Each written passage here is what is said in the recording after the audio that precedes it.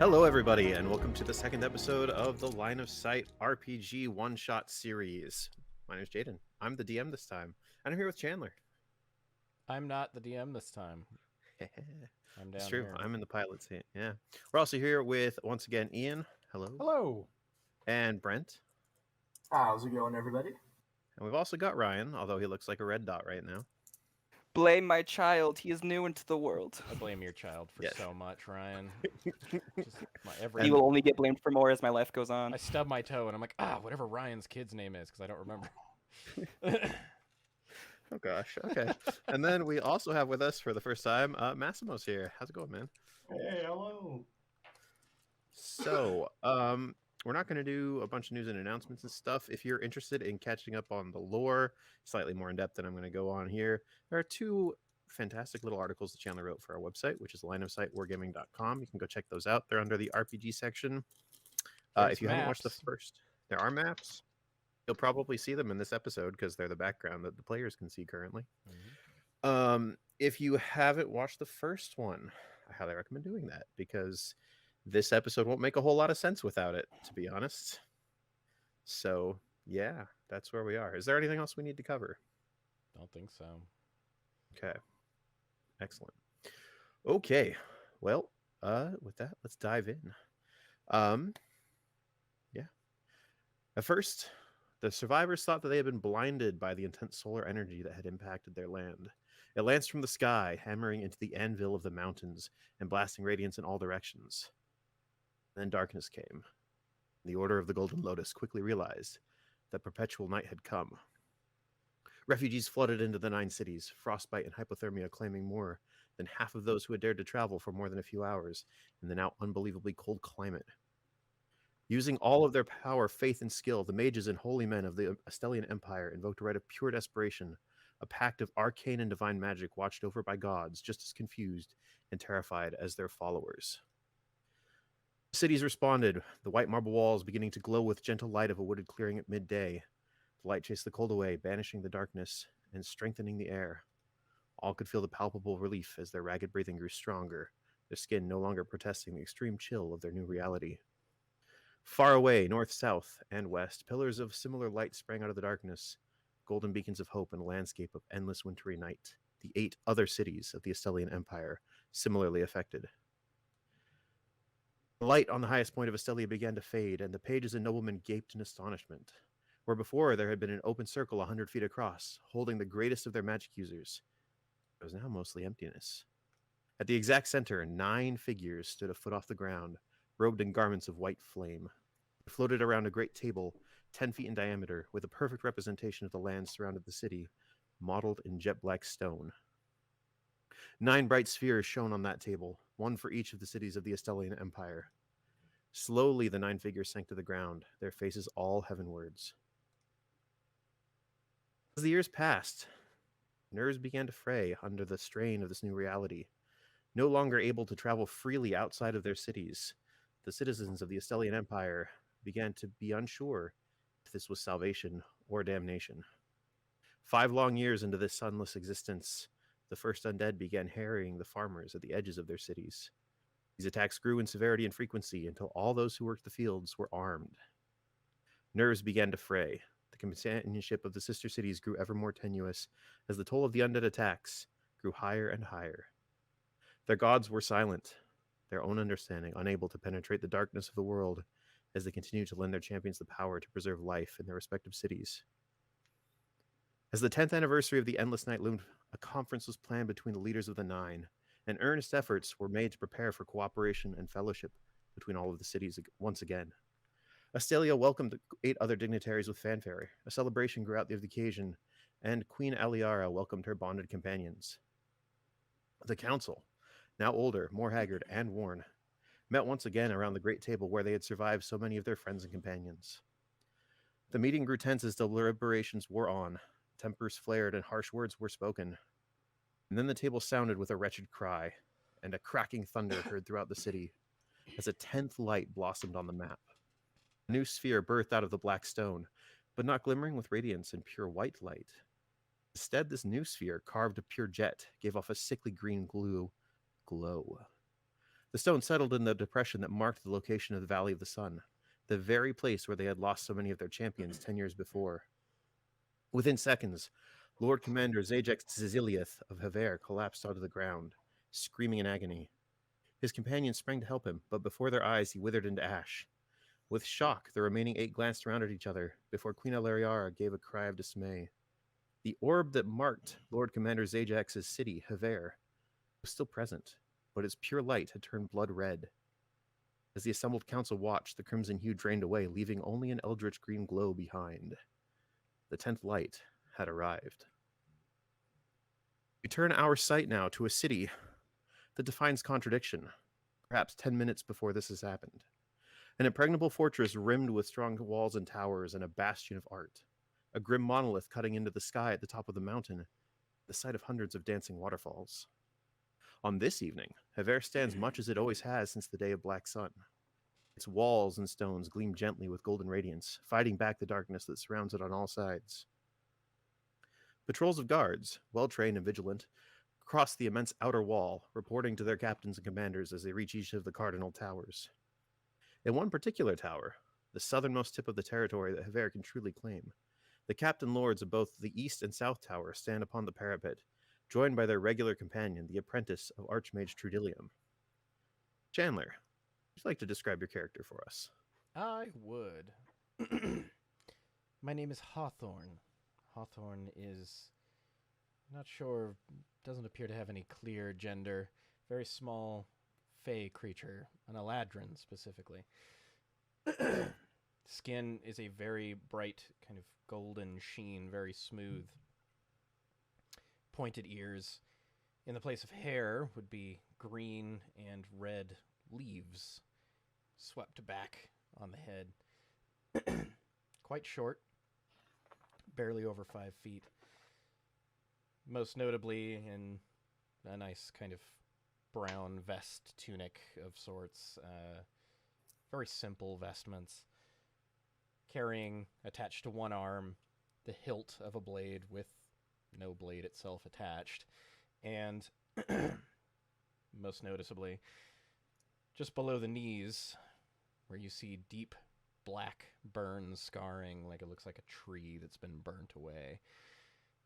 You can see in its place has been a combination of some kind of fey growths of vines and leaves, but also metal worked in to have these curved backwards blades in the place of where feet would have been at one point.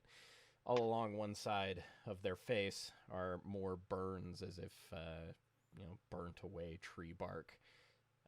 One eye badly damaged. Standing resolutely. Name is Hawthorne. And next to him, next to Hawthorne, Massimo, would you describe your character? Grumman is a man you wouldn't see right away.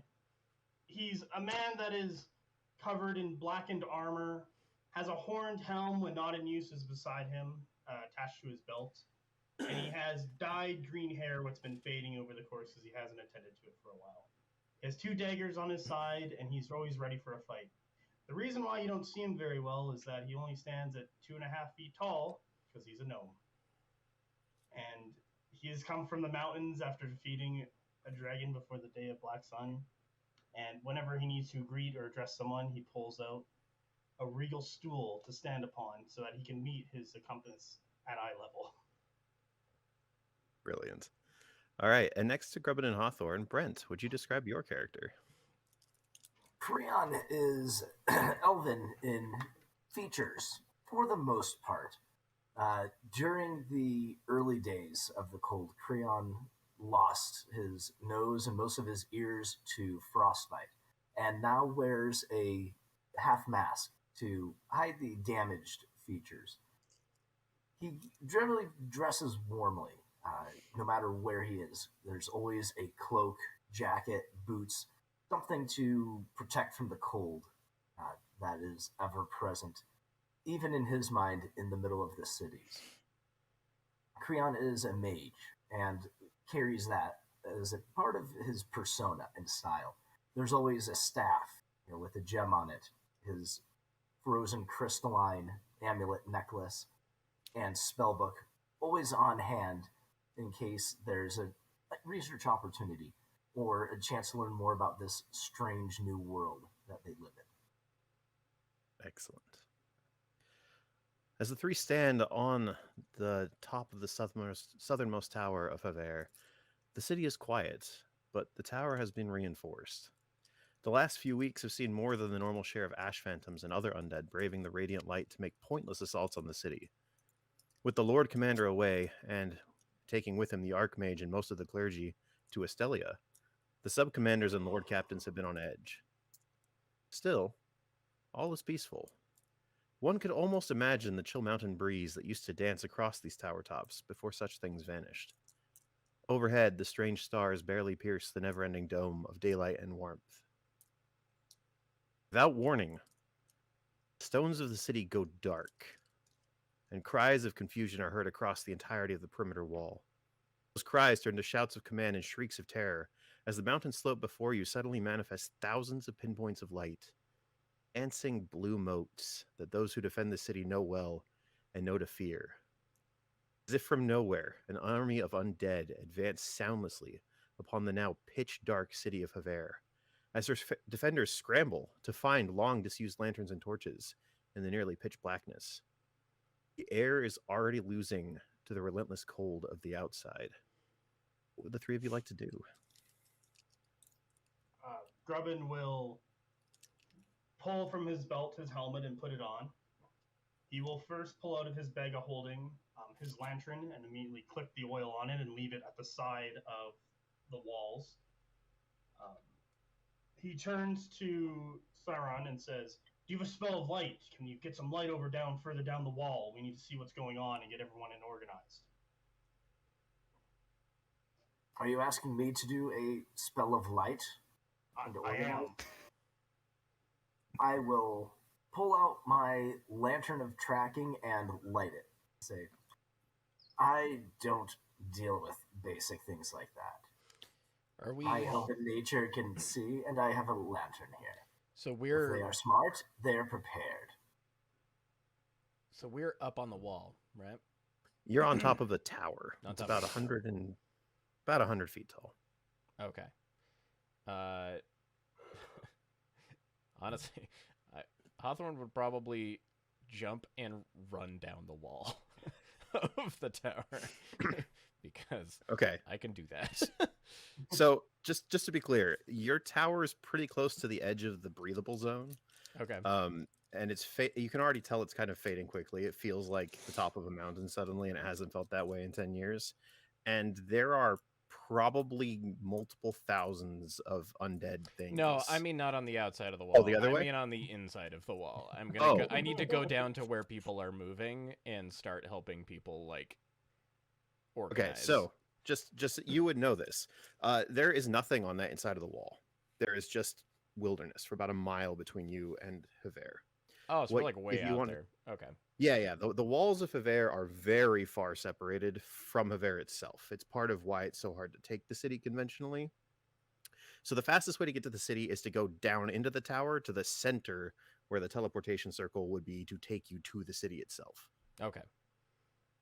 Right, the giant fireman's pull down. Is it like? Yeah, I was about to say. Is it like a spiral staircase down? No, it's actually a really ingenious system of covered walkways that sort of dive down towards the center, which allow defenders to fire upwards while being safe if they're pursued. Okay. So, Seems is good. that where you're heading off to? Let's see. Yeah, I guess. Okay. Yeah. Okay. So you guys just see Hawthorne take off down like the trap door at the top of the building. Are you guys gonna follow? Yeah, I'm gonna cast mage armor and follow. I'm gonna say, I grab my lantern and descend with him. Is there All right. is there any point where there's just an open shaft that goes all the way to the bottom? There's so these walkways are like the church in the first Dark Souls game where there's all of those like crossway things. Mm-hmm. It's kind of like that, Okay. but a little safer. I would know this tower probably pretty well. I would get about halfway down and just jump. Okay. Yeah. Then You- just you can just do drop that. the remaining roughly 60 feet because Oh, it's not even that far. You're only going to the center. So Oh, to the side. like, Okay, I could just do it yeah. straight from the top then. you could. Yeah, Yeah. all right. So you guys just see Hawthorne disappear into the Just- dark. You've probably seen him do this before. This is how I would This get is- down. This is how. Yeah, this is how you consistently, would do yeah. that. It's quicker than Your walking. style. And as the two of you follow Hawthorne, you actually you wouldn't know this person. You would know who he is, but you wouldn't know him very well. You see Edbert, the sergeant of the Southern Tower, like scrambling up from the bottom, and he sees you, and he's like, "Where's Grubbin? I need Grubbin. Where's Grubbin?" Yeah, I Lifts just up as he sees you, just point up. Siron. Yeah. and he starts tearing off up these like ladder systems to get to you, yelling at the top of his lungs, "Order, sir! Order, sir!" They got here quickly. Yeah. Grubbin goes, "We need to get to the walls, quickly." I would probably suggest reading the orders. No, he's asking for orders. Oh, he's Yeah, asking for orders. Yeah, because you guys are the Lord Captains. You're That kind makes of more the sense. bosses at this particular point. So, knowing that there is an undead horde, or whatever these creatures are coming from the south, I know we need to get to the walls, and we need to start manning them and checking what our supplies are, and if we have arrows and archers and... You have all of those things. You're well All of prepared for this kind of thing. The thing that is maybe causing all of this panic is the fact that the city is no longer glowing and it's starting to get cold. So, Okay. is Hawthorne close by, or is he's already descended? Because I'm still on these stairs trying to... He's like probably 20 feet below you at this point. You're descending Looking at ladders and walkways. Hawthorne, you're finding yourself... Hold on, let me grab my sketches here. You're finding yourself in a really like narrow chamber that shouldn't be narrow, if that makes sense. There are a lot of barricade walls built into this room where you have to come down and then go around like a solid block of stone wall to get to the teleporter, which has its entranceway facing away from all of the ways that you can get into the floor. Okay.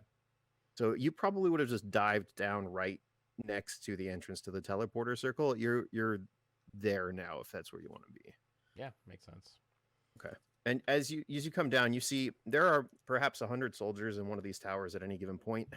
20 of them are milling around. Like one of them's found a torch. He's helping the rest of them find other things to light. You haven't really needed light sources in a decade, and Yeah, this right. has definitely caught most of the guard off, like completely unprepared. Yeah, makes sense. At this point, Grubbin and oh no, I've forgotten Brent's character's name already. Creon have probably joined you. And Edbert's following along. We're on the walls. We've got the archer set up. We've got the ballista. Sir, it's getting hard to breathe already. Should we communicate with the Lord Commanders? Should we? What should we do? We are what's in charge until the Lord Commanders come back. Point of interest: there are sub-commanders in the city that you could probably get a hold of if you wanted to, but the Lord Commander is the ultimate authority in Hevair. Okay, all right. Let me just check my magic items real quick. I went and grabbed myself. And would the Lord Commander be in the city at the moment? Or is No, he the in Lord Commander Astelia? went to Astelia. Yeah. That's what. Okay. So as far That's as what the it order means. of things go, you guys are underneath two sub-commanders who are directly over you guys. Are those sub-commanders are back in... In Hevair, yeah. Oh, Hevair okay. itself. Yep, they would be in the keep. Okay, so what is our system of getting a message back to those guys? Well, you have a couple options. You could teleport to Hevair itself and then call for a messenger. If Hawthorne wanted to, he could teleport to Hevair and probably summon his griffin and get there very quickly. But it's been a non-issue since you haven't actually had to deal with anything that needed immediate attention in 10 years. And though there are systems in place, you're not sure if anybody's actually manning them anymore. I think I can move the quickest. This is All right. speed is of the essence at this point. Do you think it's a good idea to go? I can hold it. I can hold this wall if need be until you get help and reassurance and keep the men under control, so they don't kill themselves before those creatures get to us. This is your tower. You should stay. You have to. Well, if the air is no longer working and it's becoming dark, we're on a time limit as it is. What's the use of leaving more frozen corpses on this wall if that's all they're going to be by If we are having a breathing problem, we'll hit that teleporter and we'll go back to the city. That's the only way. This wall has to give up. We can't lose those lives. Too many It is lives worth have been noting. lost. It is worth noting that between the towers and the city, there's about a mile. So if you disable the teleporters on the other side, it'll be a little bit before anything gets there. So sorry, I just want to clarify.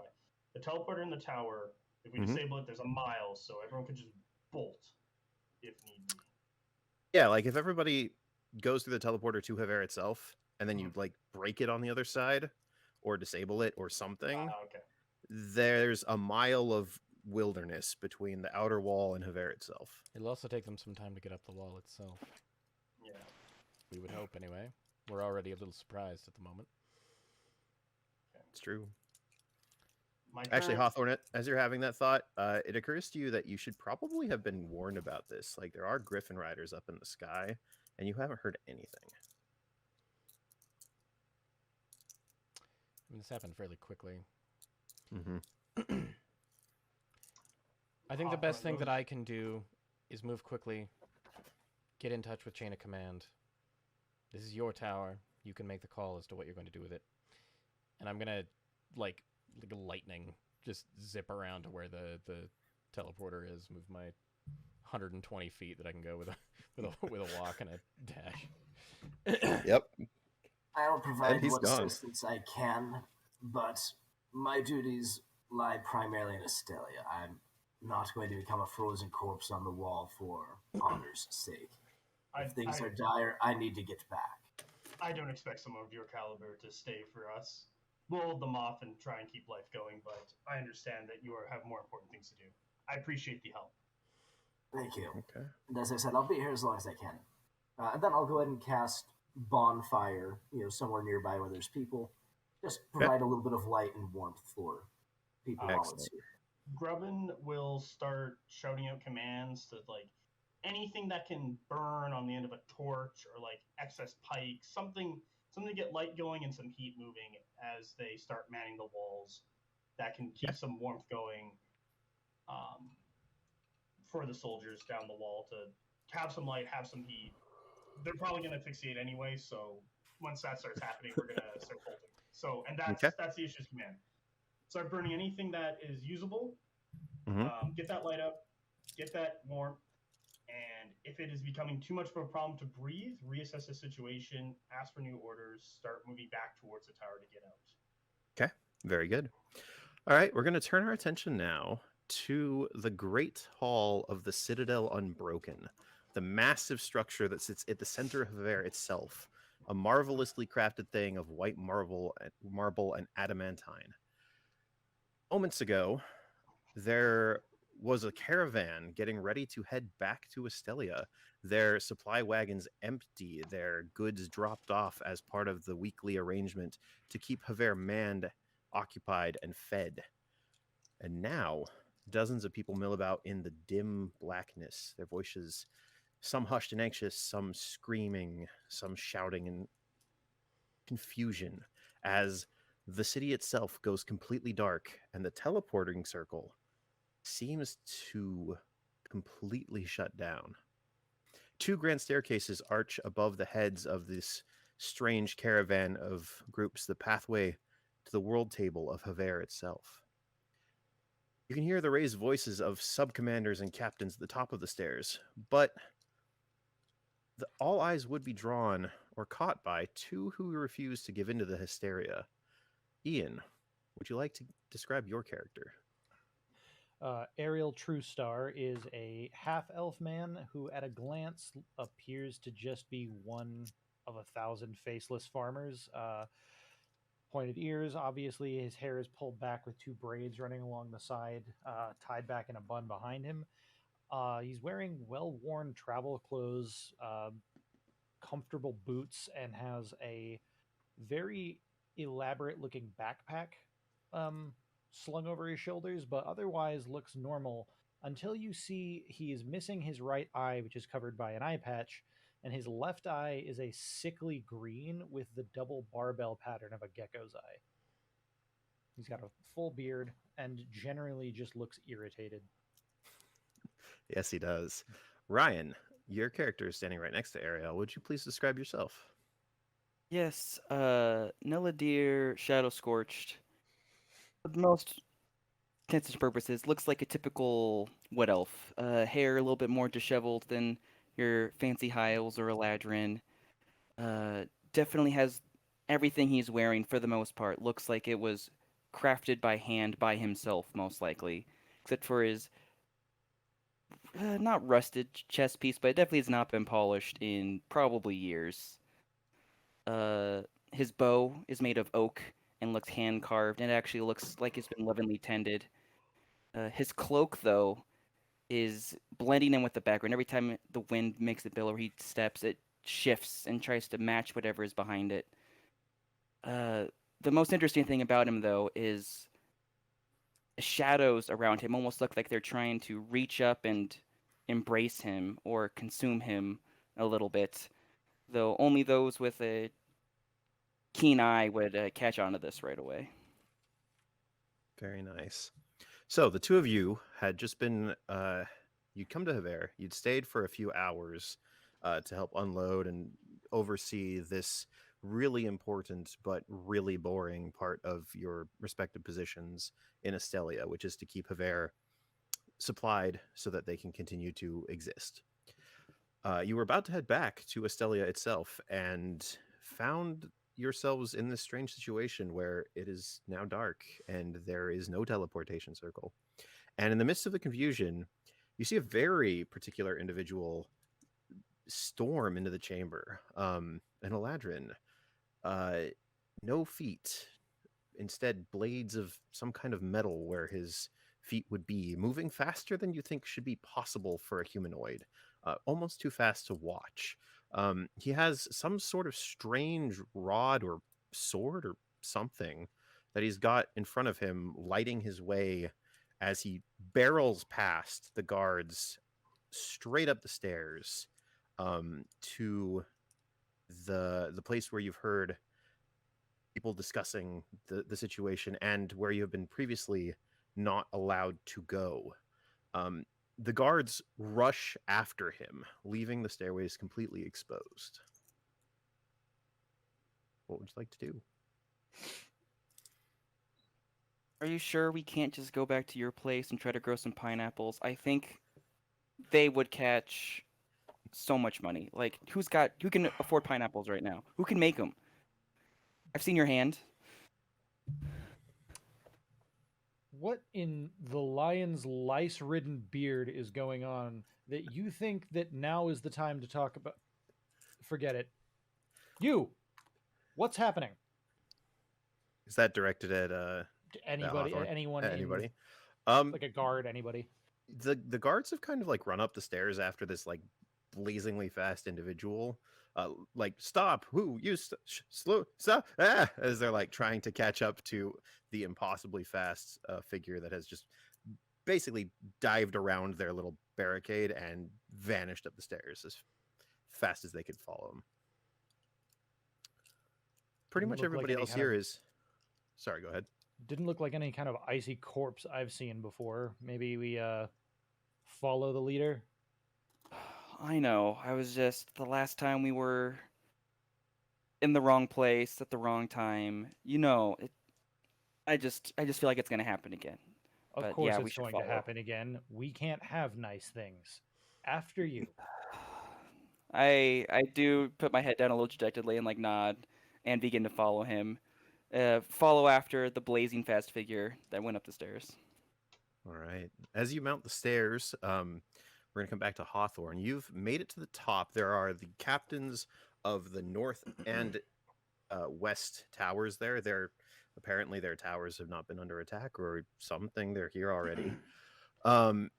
And discussing with them in very heated terms, you see Bronthan, who's a very sort of dagger-thin half-elven man with sort of like a wispy goatee. He's very old, especially for a half elf. And he is the sub commander over the keep. And you also see Xeria, who is this sort of strange wise woman almost, or she would have been in another time. But as the vacuum of capable individuals sucked up so many oddities in the wake of the Day of Black Sun, she has risen very quickly with her sort of no-nonsense approach to the situations that have arisen, and is the sub-commander in charge of the walls. And she sees you come up the stairs. She always seems to notice, even when you're trying to be faster than people can follow. Hawthorne? And she looks after you. Where's Grubbin? Ma'am, he could not come along. The South Tower is under attack, an enormous army, and something like we've never really seen before. Not something we would typically be frightened of, but unfortunately, it's only a matter of time before people start to freeze or suffocate out there. And he decided to stay even knowing this. We should never have promoted him. One moment, and you see her sort of like vanish the direction you came, like a wisp of smoke moving very quickly. Bronthon turns to you and says, you weren't prepared for this, obviously. No one was prepared for this. And we find ourselves in a bit of an unusual situation. And as he sees the two of you come up the stairs, he goes, yes, the quartermaster, and he looks at Neladir, and associate. You will be very, very useful, perhaps, in this situation. Have you tried to go through the teleportation circle back to Astelia? Not recently, no. Okay. I just saw someone sprinting up the stairs, thought it might be a good idea to follow. All right. Fair enough. Good. I'm glad you're here. We can use all the capable hands we can get. And he turns back to you, Hawthorne, and he says, so, this is the situation as I see it. Myself, I am an administrator. I am not prepared to fight, or to rescue an entire city, or to do any of the number of things that perhaps you and Grubbin, as much as I don't like to admit it, could perhaps do. So, what we're going to try and do, assuming he'll let us, and assuming that his men listen to Jaria, is bring everybody back into the Citadel as quickly as possible before those teleportation circles also fail, which I am very concerned will happen shortly. And at about this time, we're going to cut really fast to the outside wall, to Grubbin and to Creon. You see this sort of like wisp of smoke, like flash around your face, and then poof, as Jaria appears in front of you. Grubbin, do you honestly think that this is a good time to be pretending to be the hero that you were? Get your men back into the city now! Quick question: can she see through the smoke? Is she there? She's there. She's there. And we're currently on the wall with the archers and the ballista. Probably yes. You've been keeping up a steady rain. At this point, it is getting to be like high altitude mountain breathing levels. It's every time somebody fires a longbow, they have to take a couple of seconds to like psych themselves up to draw the thing again. Because it's hard. Grubbin is standing on his stool and has pulled out his travel mug of bottomless coffee and has been sipping it as he's been watching this happen. Next question: are the creatures out on the other side of the wall? They're within shooting range at this point? So we've been just taking shots at them. Okay. Yep. I turn to her and say, "We're having some difficult times here." As I point to the crowd of new guests. Yes, I see that. And you're too far away from anyone who could support you, especially if these teleporters fail. Like the one in the city has, Grubbin. Ooh, that would be great news. Thank you for providing me that. You're saying the teleporter has failed? The teleporter in the city back to any of the other cities is not functional, yes. It would be very helpful if you could come have a look at it, actually. I will come and take a look. Let me just finish gathering a sample of the wall here for analysis, and I'll be right there. Hurry up. And she sort of like snaps her finger and vanishes back in a puff of smoke. I turn to Cryeron and like, take your time. We got time. As I start kind of rounding up the guys as he's doing his thing. Okay. I'm going to hurry get somebody to help smack just, a little bit of stone, because if this wall's stopped, glowing, I need to get a sample. I need to see what's going on with this rock now. Fair enough. Yes, Grubbin. Can Grubbin roll in athletics or something and just kind of pop that up for him real quick? Sure. Go ahead. All right, I got a 2 plus a 13, 15. 15. It takes you a second, and you have to have a friend help you out, but you eventually like lever out a small portion of the wall of Hevair and hand it off to Creon. All right. As you're doing this, you can actually see the little smoke trail of Jaria's passage go down the wall rather than back to the city, up to the next tower. And Creon, what's your passive perception? Passive perception.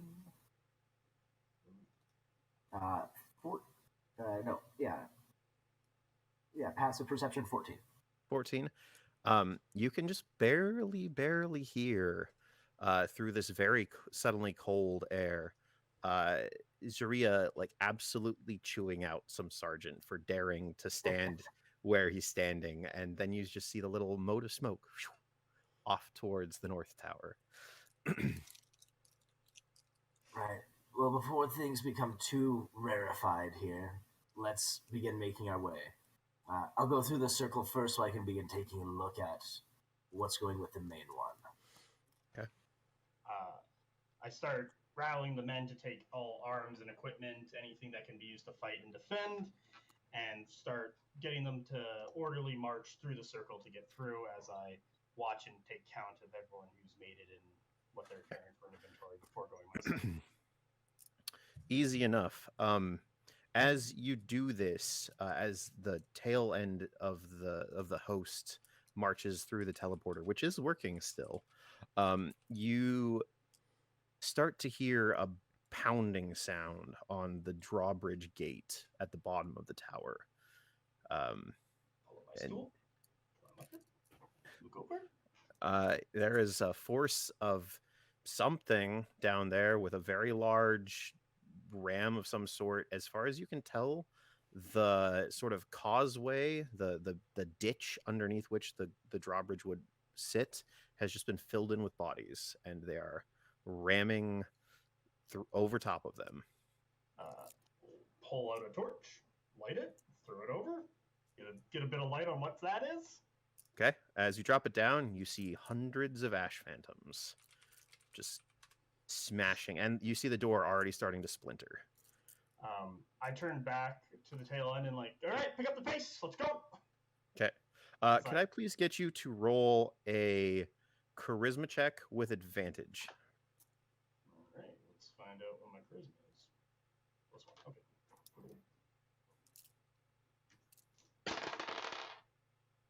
19.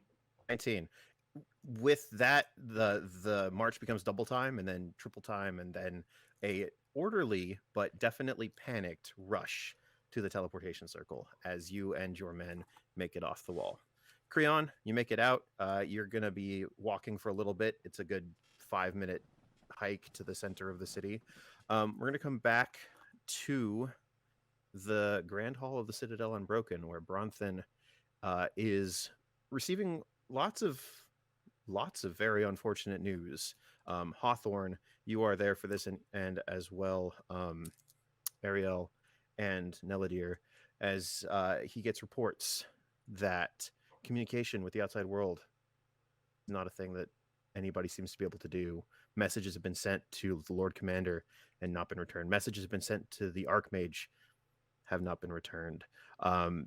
Various different communication attempts of other non-magical sources that rely on like items that move at the same time across distances seem to be cut.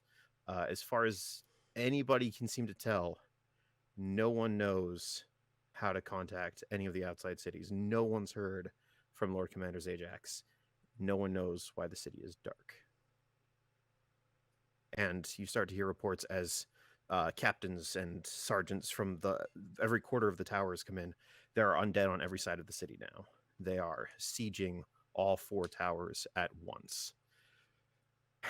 And teleporters are off.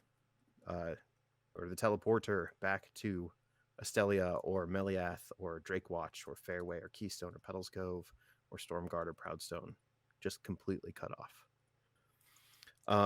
At this time, as these ports come in and as Grubbin and Prion make their way to the Grand Hall, you also start to get junior members of the Magocracy, junior members of the clergy coming in to sort of see if they can lend an aid to the subcommanders, and more people pile into this top room until it's almost impossible to understand what's being said. Can I have everybody that's up there make a perception check? Which would be everybody at this point, actually. As things come, there are a lot of conflicting opinions and voices being heard, and I just kind of want to see what you guys pick up on. 24 from me. Yeah, man. 22. I got a 10. Okay. 19. 19. That's a gentleman's 8. Gentleman's 8. Okay. So Ariel and Hawthorne.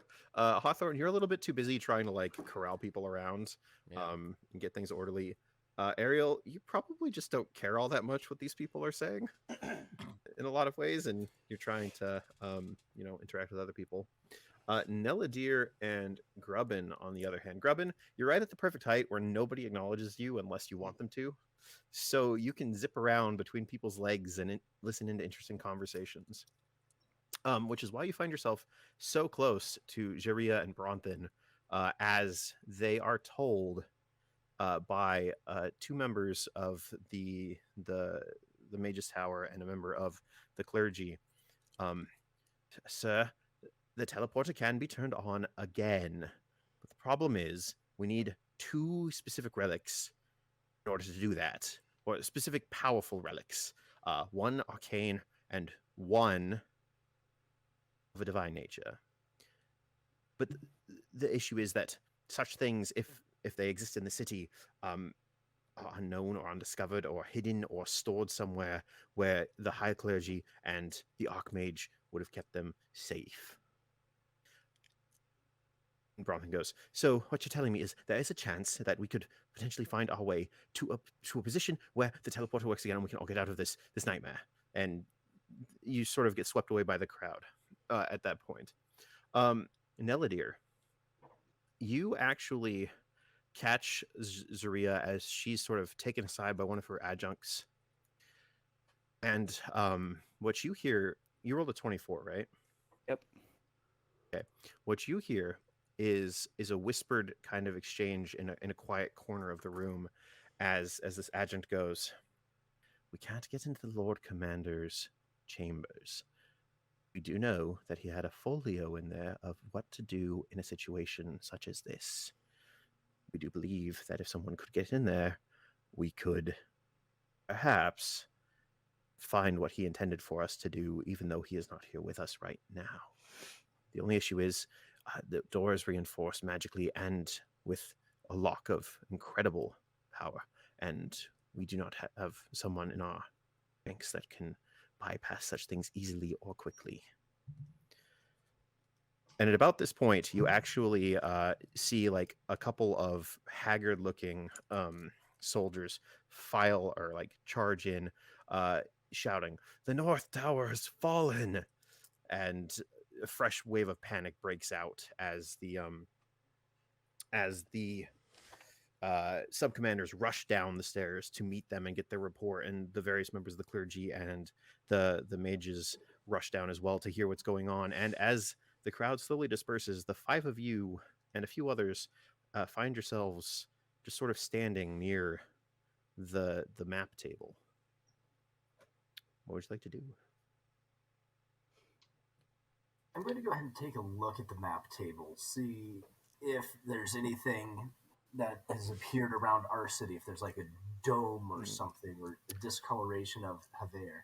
Okay, make an investigation check or an Arcana check, whichever one you'd prefer.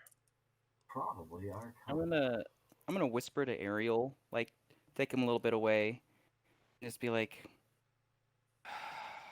"We can't get back home without helping these people." And it seems like even though, the world ended 10 years ago, these people were horribly underprepared for, surprise, another world-ending cataclysm to happen. People never learn. People never learn. So what you're telling me is if I want to get this taken care of, I'll have to do it myself. We're gonna have to do it. Shocking. I know.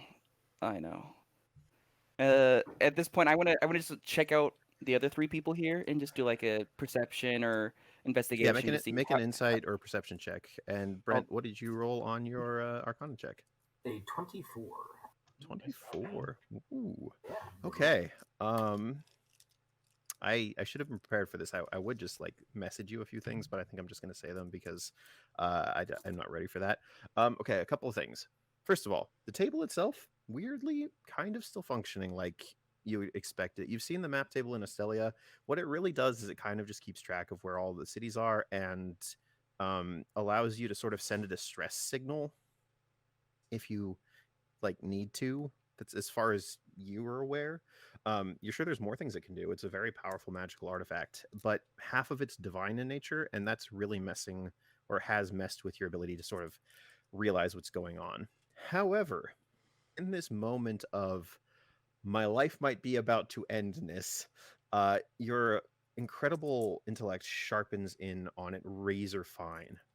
And as you look at it, you almost start to see these sort of like arcane pathways that connect the cities, but also seem to be connecting the table to the ground.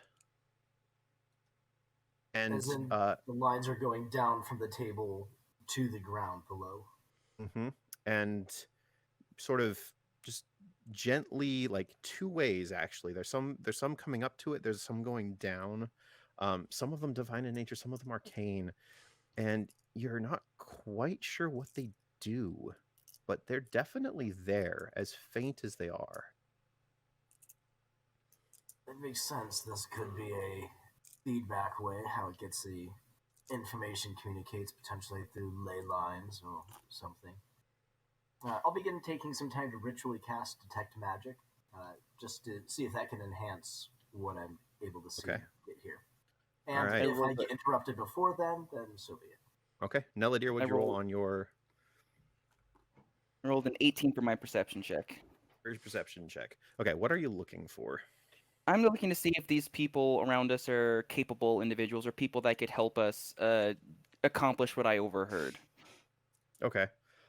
So looking at, first of all, your attention is instantly drawn to the mage, partially because he looks like a mage, partially because he has a half mask over his face, which confuses and intrigues you, or it would if the situation weren't so dire.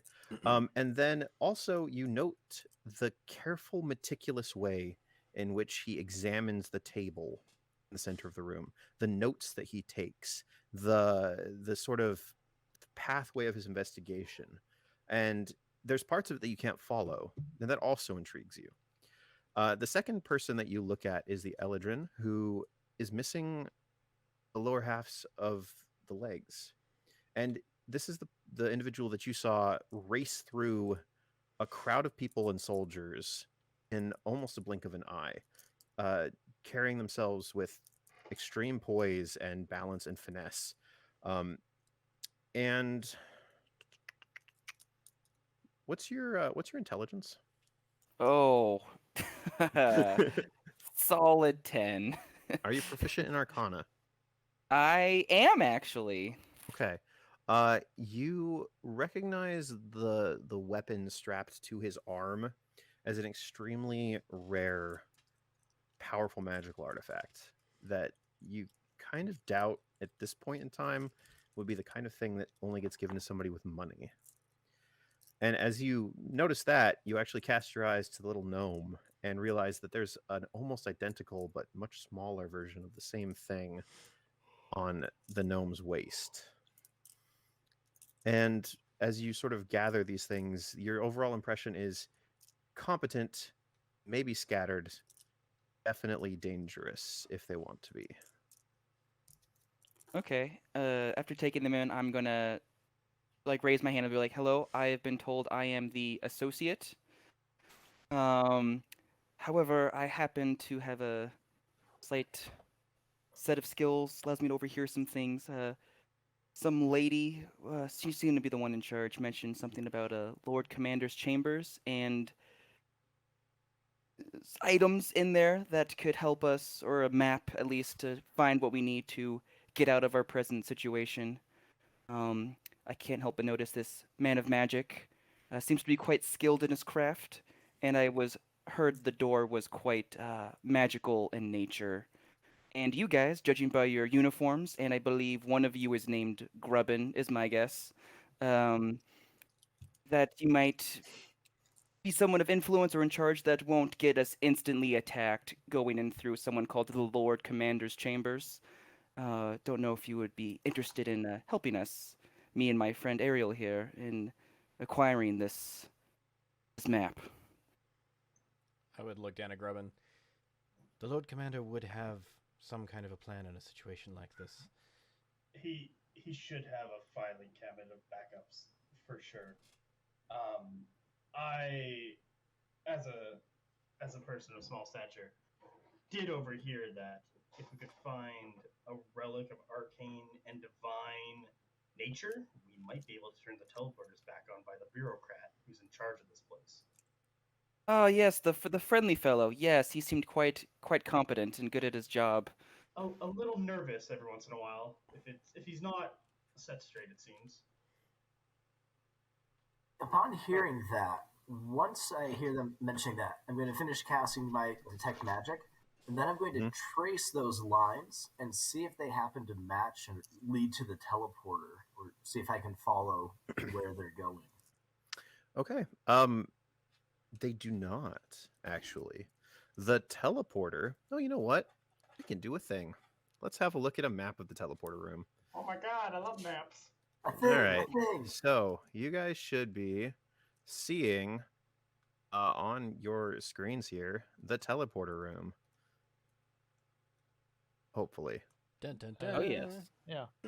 Okay. So you're currently standing or sitting on these benches around the table map on a secondary level, and below you in the Great Hall, this would be where all of the people are milling around. And this would be where you guys are. The lines from the table go straight down and do not seem to waver towards the teleportation circle at all.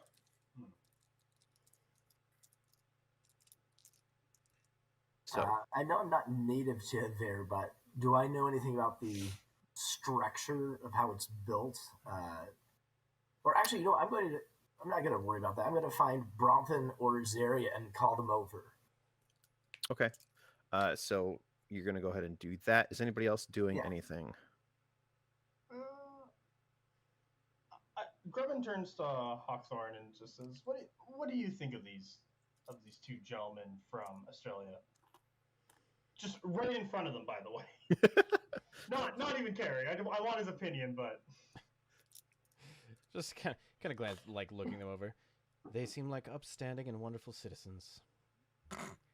Now, one thing, anybody who knows Hawthorne, this is virtually the response you will always get to questions like this. They will This is what never Grubbin asks them. say anything mean about it. They seem like wonderful people. And go back to, scanning, blitzing around the room, scanning corners, checking things out, just trying to see if there's anything they can kind of figure out about what's going on. Just seem totally disinterested in the two civilians, but I Yeah. do hate to be the bearer of bad news, but the world is ending again. So I'm pretty sure time is of the essence. At the very least, me and my friend Ariel are probably going to try this, whether we like it or not, since this is our way out. And helping the people too, of course. Which way to the Lord Commander's bed chambers, or wherever he might keep his important Just stuff. trying to be useful in that I'm in a spot where I'm like, I don't have a whole lot I can do at the moment. And say, I believe I can lead you there, and look over at Crayon, who's been like just poking around at the table this entire time. Is there anything you've found there? Or would you like to come with us? It sounds like we could use some spellcasting. There are some magical lines coming off of the table down to the ground. I need to speak with Bronson and Zaria to see what is below this room, and then I will be able to accompany you. You might actually just be able to. You could probably just ask Hawthorne and Grubbin. To be honest, they know the Citadel pretty well. Yeah, Robin what would will, be like, down peek there? up Yeah. and just, let's go. I can get us in. And start walking down the stairs, assuming Cryon will follow me. Yeah, if either of you is actually going to answer his question, what's below this room is the siege hole, which is sort of like the soldier's name for the main entranceway that you kind of come to if you're going to walk into the keep, the Citadel Unbroken, through the secondary drawbridge that they have. And it's a murder room, basically. There are dozens of places for archers to stand that are protected where they can shoot out. There's barricades, there's traps that can be set if needed. And then as far as you're aware, below that, it just hits the mountain. I open the door to the murder room and show him the siege hold, and it's like, here's our murder room. I'll see if I can find the lines, to kind of see roughly where in the ceiling they Okay, would so you're be gonna go into the sort of front hallway. Yeah. I'm I'm gonna- going to see if I can find the lines. I'm gonna look Can I over at the push- two. oh. Sorry, I'm gonna look over at the two kind of, I guess, civilian types. I would be happy to accompany you to the Lord Commander's room. However, if they have a plan in motion right now, it may behoove us to be a part of that at the moment. It is a gamble, though. Yeah, from what I overheard, it sounded like they were just running off the seat of their pants, that they really kind of had a vague idea of what needed to be done, but no one was really organized, it seemed like. This crayon person seems to be the first one with any kind of a direction that we've seen since the moment we got here. Maybe they could be the one to follow for a moment. Oh, So- and Speaking of which, Creon, you're heading down. How long does detect magic last? It's like 10 minutes, right? Yeah, I believe it's 10 minutes. Yeah, 10 minutes. So Grubbin's just gonna kind of push him around, a little forcefully, just in case he doesn't hit any of the traps or fall into the traps wouldn't be set dangerous in there. Actually, at this point, what you would see is you'd see soldiers arming the traps, and they'd be the ones closest to the doorway, so you'd be pretty safe. As you come down, you do see, now it's about maybe like a 5-foot thick stone floor between the two places, and then the lines come straight down from where you would have seen underneath the table and continue to go down into what you have been told is bedrock. Right, well, that's good to note, but unless anybody has stone walking prepared today, we'll have to follow up upon that later. Are you saying there's something under the Unless- ground here?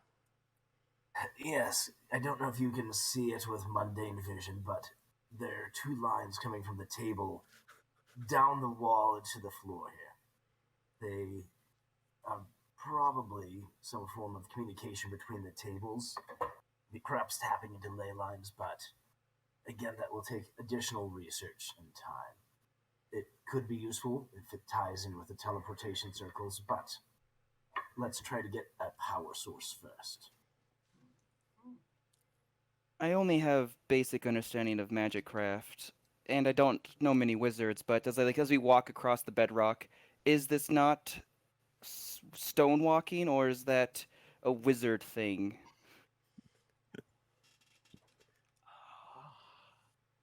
Yes, very special and different. Okay, well, you guys need to fix your naming convention then. But perhaps we could test do an experiment. I'm going to stonewalk in this way. If you stonewalk in the opposite direction, I think it will be very effective. I don't know, is that the way for the place where we're going? He's like Why pointing are you you towards the coming? traps that are active.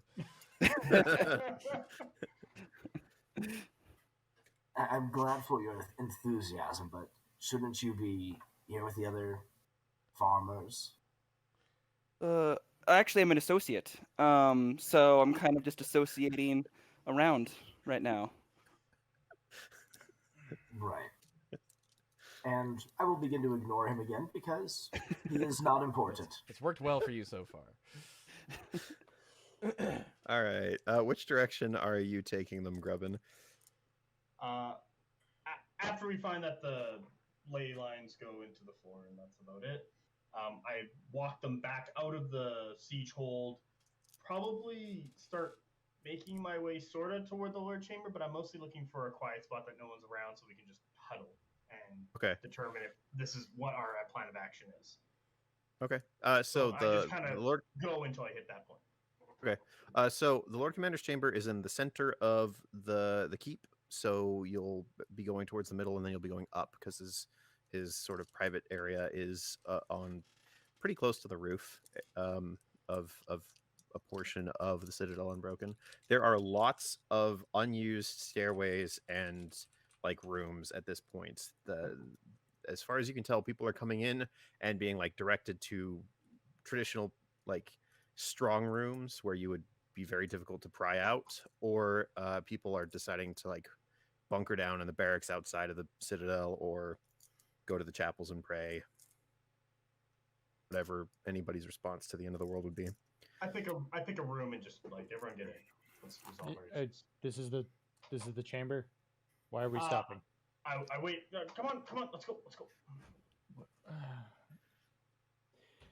I go in. You've picked just a random chamber, like, or do you want to go for somewhere that you Well, know I is think- like Like, Because we're like headed a to the Lord. storage room, like something that's like the broom Easy enough. closet.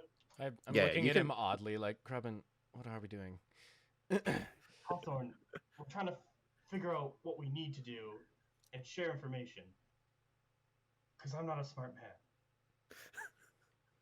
I am. I know, We need to Grubbin. get to the Lord Commander's chambers. All right, are we all in the storage room? yeah, everybody's in the storage room. Okay.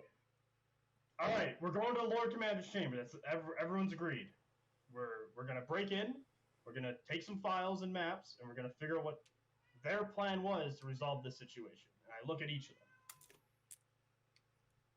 them. That's I look at him like he's crazy for restating what we're like gonna do. I'm gonna turn to Hawthorne. Real tight ship you run around here. Oh, thank you very much. We spent an enormous amount of time working on it. After the comment from Hawthorne, I open the door and I like, all right, let's go to the Lord Commander, and I walk my way over to the door. Okay. As me and Ariel are in the back of the group, I'm gonna whisper to him, "How much do you want to bet that we're the only two that survive this?" I am not dying in Hevair. All right. Fear the so- bear.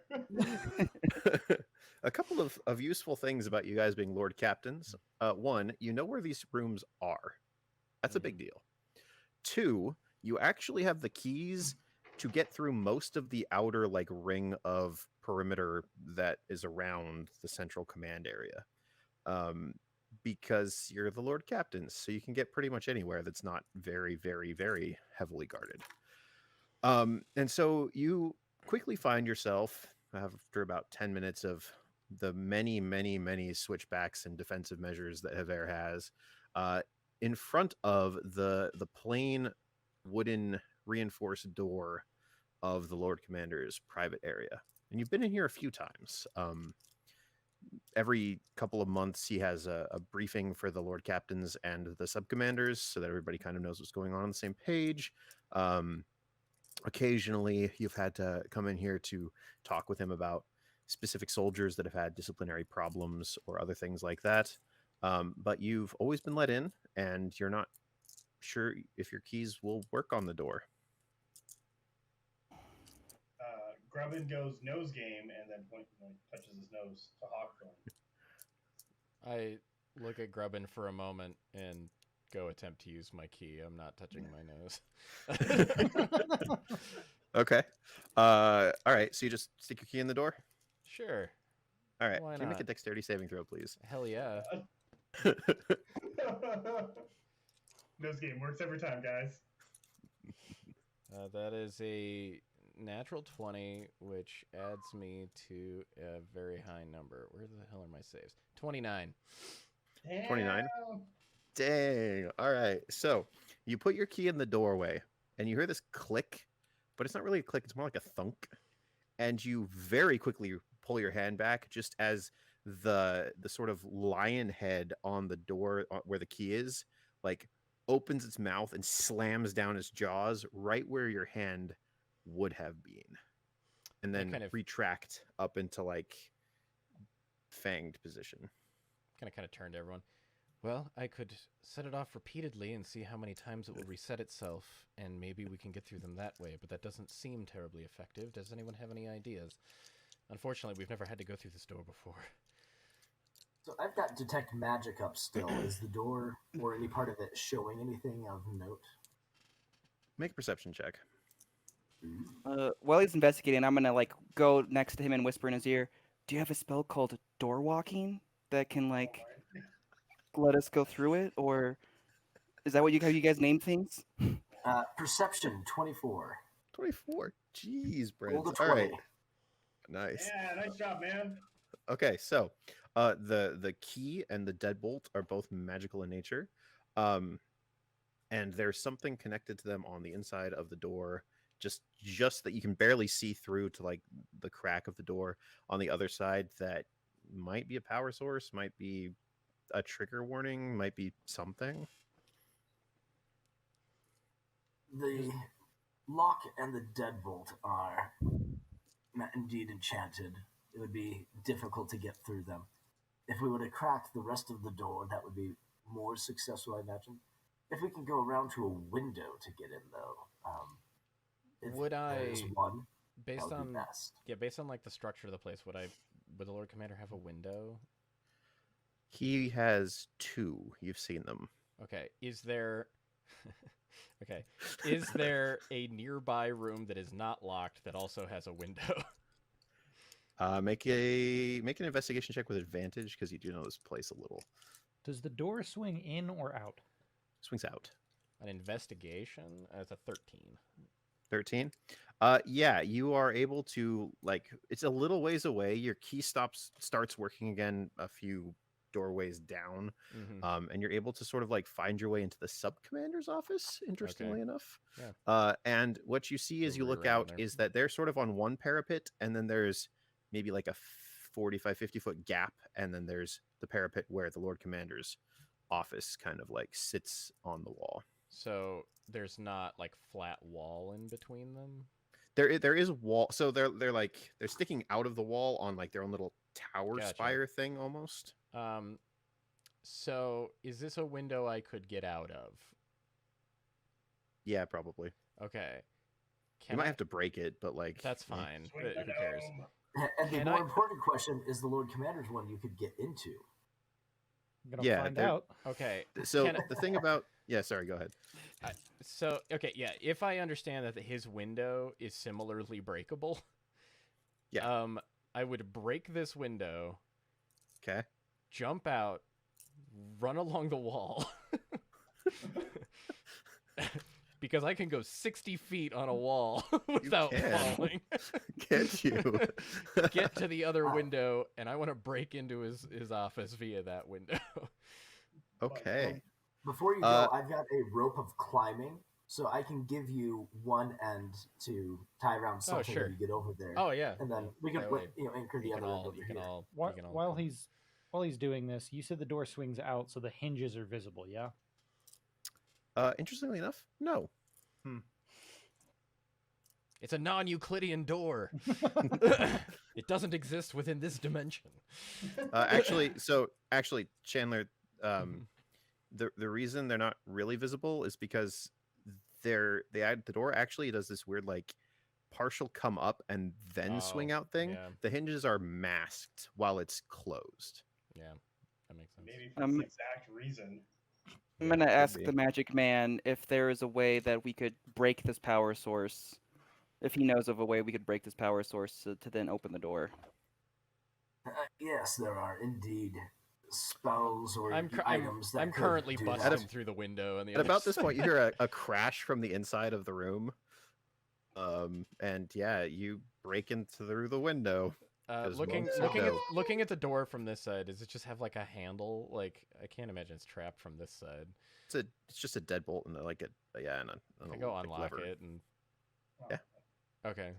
Yeah, I you hear un- I crash, un- and about 5 seconds later, you hear chunk, and the door like lifts up a little bit and then opens outwards. And as you can see, Neldir, was it? There's Melodier, often, yes. there's often an easier and less resource intensive. It would have literally like I wouldn't have said a word too. I would have just Yeah, no, left you probably and wouldn't have. then shown up on the other side. Like I would have Uh, just my head I- out of him like, thank goodness you studied all And I, those fine arts. I'll look at everybody just dead on, like deadpan, and go like, I have unlocked the door. Search time. All right. Yeah, and then just start rifling through the. We're turning this room Oh. over. I was gonna say, I'm not being Elliot at all. No, I wouldn't. either. Flipping stuff, Yeah. like flipping through books, chucking. So, it yeah. together. Pull Yeah. the alchemist flask to like start burning shit and then put it back. It's So- a little too much. It's a really Spartan room, actually. There's maybe like 20 feet square. There's a single desk, several bookshelves on the walls, broad windows, one of which is very broken now. Everything laid out with military precision, except for the shards of glass all over the floor. Like his desk is laid out in a perfect grid. Every pen, every like piece of paper, perfectly lined up with everything else in the room, and it's very, very, very small. We're gonna look for anything that looks like emergency plans.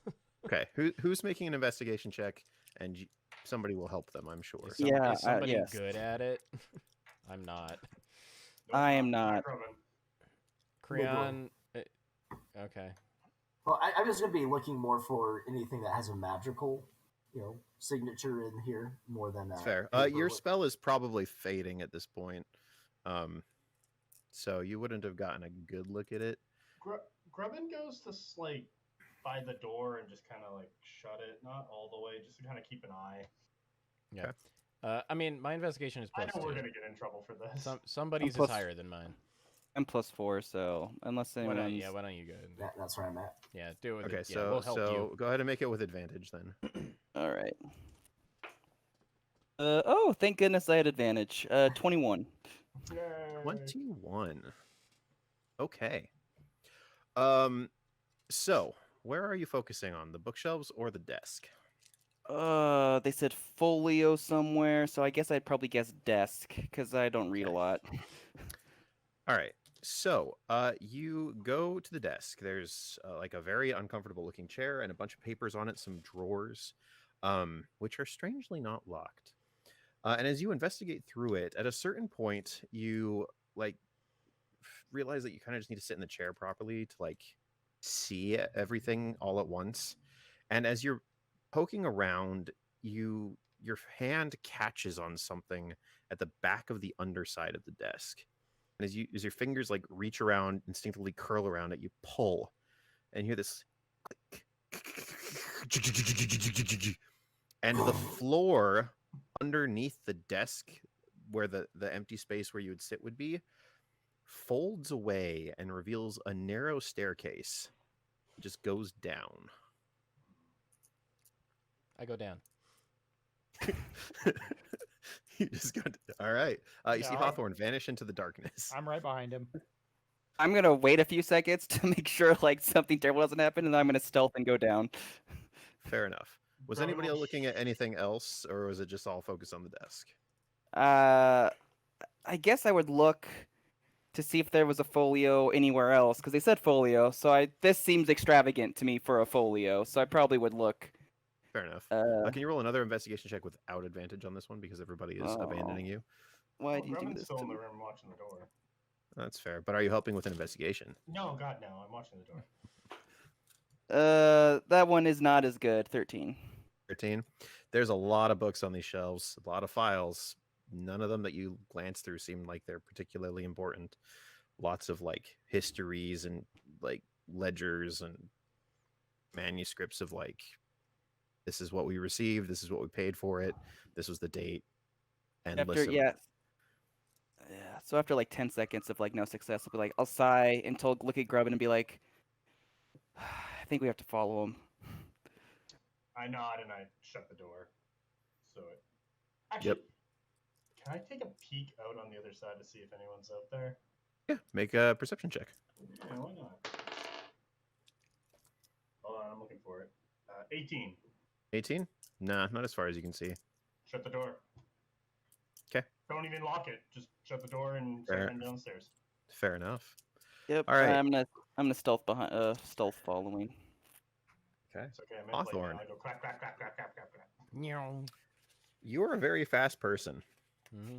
How fast can you move at your like move plus dash speed? 120 per round. And you're going downhill, so that would help.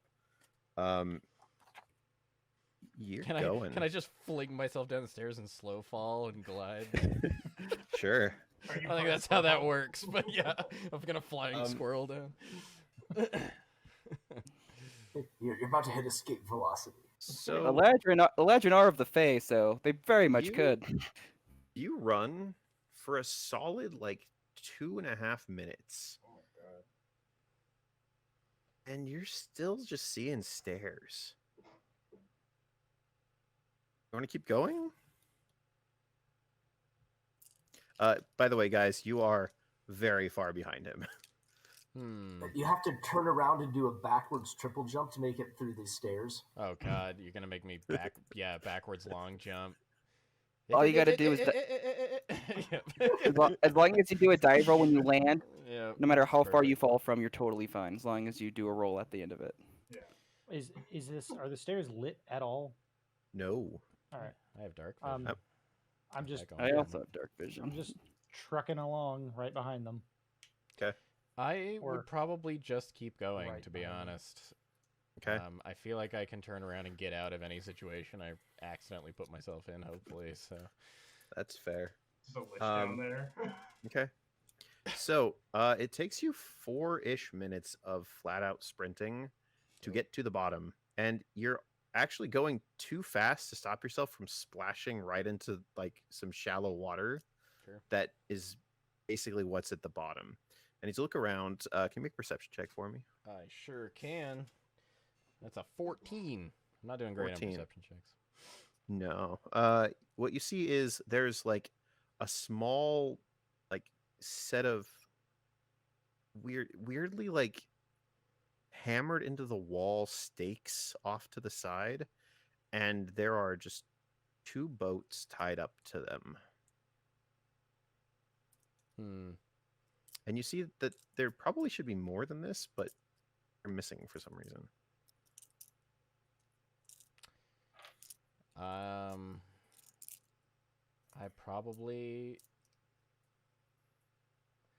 would probably have... So there's stakes on the walls? Can I go look at those? Yeah, sure. Can I work out what they are? Yeah, they're like wooden handles just sort of like jammed into the stone somehow. Can I pull Kind of on like them? mooring anchors. Yeah, kind of. You go ahead and pull on. Make a strength check for me. Uh-oh. My strength isn't that bad, but I think that's I need to bring my sheet back up. That is a 13 even. 13 even. They're stuck pretty fast in there. Hmm. As you look a little closer, there's definitely like some cement, sort of like keeping them in place, like they were placed there, like carved out and then anchored with something. Strange. I guess Can I examine the boats? Sure. Make an investigation check. You're starting to be able to hear the running footsteps of your companions I at rolled this point. another 20 for a 22. Okay. Nice What are you count. looking for?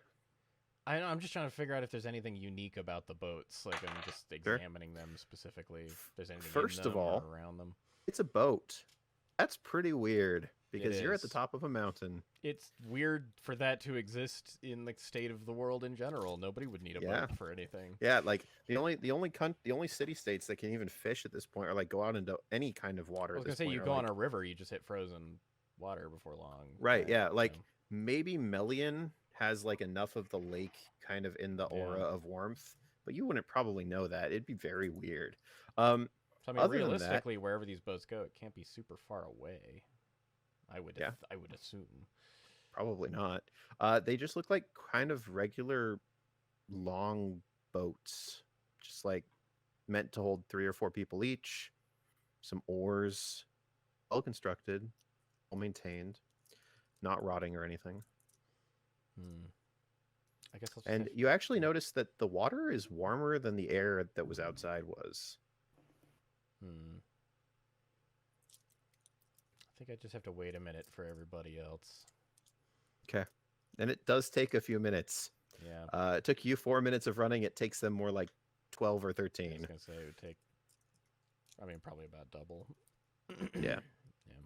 So several minutes Yeah. later, you guys. Damn, you're Uh, quick. Yep, that's pretty much the reaction. Grubbin's like, yeah. This is... Kind of We do like don't- we kind of don't do like a race little anymore for a reason. do like a little kind of hop on each metal foot thing. The metal sort of bends on each blade. You hear the splish splash as it sort of hits the water. Yeah, so you guys see, does anybody here not have dark vision? And if so, are you using a light source? I think I've got my I think lantern like of tracking, but I everyone got was dark an vision. elf of some degree. I don't. Except for I the don't need gnome. dark vision. Like Okay. one of them fancy boys. I have creepy devil sight. Oh, I got 90-foot dark vision. Nice. Okay. super So yeah, definition. you see like a small, like maybe 30-foot wide chamber that's carved. There's maybe 6 inches to a foot of water on the floor, and a little bit farther out to the wall, there's some wooden stakes hammered into the wall, and 2 boats just sort of bobbing gently. Grubbin Nope. turns to Hawthorne and was the Lord Commander in some secret cult? This is pretty strange. If anyone wants to take a look at those stakes, anybody stronger than I, maybe pull on them a little bit. I'd be curious to see if we could remove them from the wall. Otherwise, it seems a little off the beaten path here. But there is a very strange boat here, and there's something odd about the water. Given that it seemed, from the investigation that Creon made up above, there might be something down. Things keep taking us down. We keep. It is worth going noting down. that, like, as far as you can see, the water goes, and there's darkness after that. Grubbin will pull out his stool, put it down, climb up it, go to the anchor, and Mhm. do you want a strength check for this to pull it out? of Yes, the I wall? do. Yes, I Okay. do. Oh, we pulled something. I rolled a 2 plus 5, 7. Ooh, yeah. No, that's not. So the thing is, you're like, if I was taller, I could do this, but because I have to brace on this stool, I can't. Yeah. Can I turn to Hawthorne and just be like, can you lift me? Yes, I can. Keep it down, keep it down. I do not do so. I just look at it. I'm gonna look at the 2 of them and look at Ariel and be like, we may not know a lot, but this seems unnecessary for a folio. It's not on the boats, I assume. So No, a quick If- glance, if the boats it's- are empty aside from some oars. yeah, so I'm just be like, I'm look to the wizard man too, because he's a smarty, and just be like, why do your leaders think there's a folio down here? And if it's so important, this seems very out of the way and not of much use. Folio is probably up in the room. I think it's something we missed. However, if we're looking for any kind of hidden or secured arcane artifacts, this is likely a good place for it. I'm gonna What look we're at doing now, though, is we're gambling. We're saying there's something important down here and putting our time and resources to that. We're not. However, if this leads somewhere, it could also potentially be a secondary means of evacuation of the people. It is warm. It's a little bit gonna- warmer, yeah. I'm gonna look at the associate. Say, while I agree with you that I believe that the folio is not in the boat, my understanding is that boats take you to locations. Ariel, Ah, at this point, you actually hear something, and just you hear like a little. Just go. Stop wasting time. Is this a regular occurrence or is this new? It happens occasionally. All right. Just get in the boat.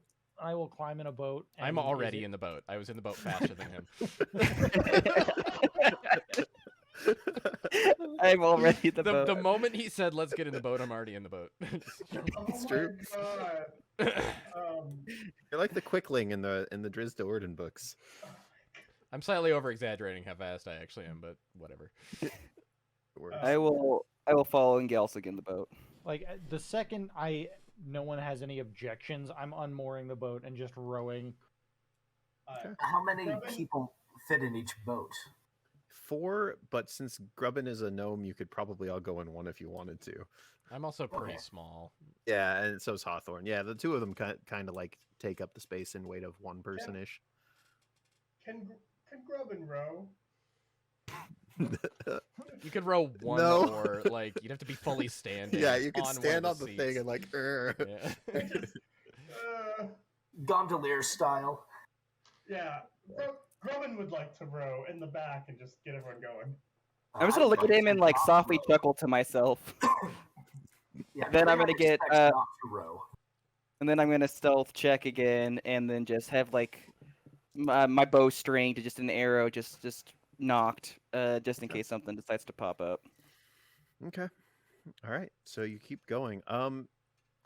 It takes not too long before you hit a trio of splits in the sort of the water. The rock on the walls goes from being carved to being natural very quickly. And after about a minute of rowing, you come to a point where you have to choose left, straight, or right. Cryon, do you see the lights from the table? I will take a look and see if I see them anywhere. Make a perception check. Perception check. Can I give him advantage? I guess you're No, you don't use magic. Oh, okay. I wish I was a wizard. Not as good. A 13. Nah. I feel like I've been hanging around Creon long enough to gain a level of wizard right now. Right? Man, you level up No. faster than us too. I can. Unfortunately, there's nothing to see or perceive at Is the there moment. anything just unique about any of the paths? Or are they fairly like? Make a perception check. Thank you, Cryon. It was a shot in the dark. 14. It's My perception bonus is high, and I keep rolling very bad. Not really. Like the Okay. central pathway's a little bit narrower, maybe. Well, Creon, you said that this was a gamble, and it seems we gamble yet again. Does anyone have a preference? I will. So, Devil's Sight is unique in that I don't see in black and white like dark vision. I just see normally out to 120 feet. Mm-hmm. Is there any like Eat It Joe's signs posted down any of the tunnels, or any signage or glyphs or runes or anything like that? Make a perception check. That's a 13. When I 13? Nah, not that you can see. Hang And I on. guess it'd be at this point, like once we like got this deep, that like you guys have noticed that my character, Neladir, is basically just like gone. Like you hear his voice coming from things, but like you just don't see him anymore. Except actually Ariel, because he doesn't technically have dark vision, I think. No, he does not. is the water moving at all, or is it still? Is there like any little bit of flow? Good question. It is actually. It's an interesting. The one to the right and the center one are both flowing towards you and pushing a current back towards the direction you came, and also a current to the left. Well, it'll be simplest to take the left path, as that's where the water's flowing. As soon as he It's, says left, I'm just okay. We have a decision made. Done. All right. Very nice. Okay. I'm not going to narrate the twists and turns, but I am going to ask for. This is kind of an ability check situation. You're going into a very winding cavern system with lots of turns, and I need to get 3 successful survival checks out of you guys. With also what you do to help the group survive. So who would like to go first? I'll go there's- first with my plus 12 survival. Once these twists coming, I'm gonna probably notice that our very active gnome friend might be in pun not intended, a little over his head, not being able to see what's coming.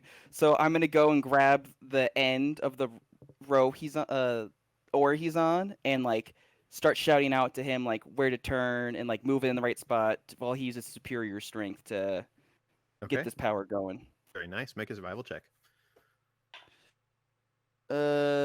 21. That's a success.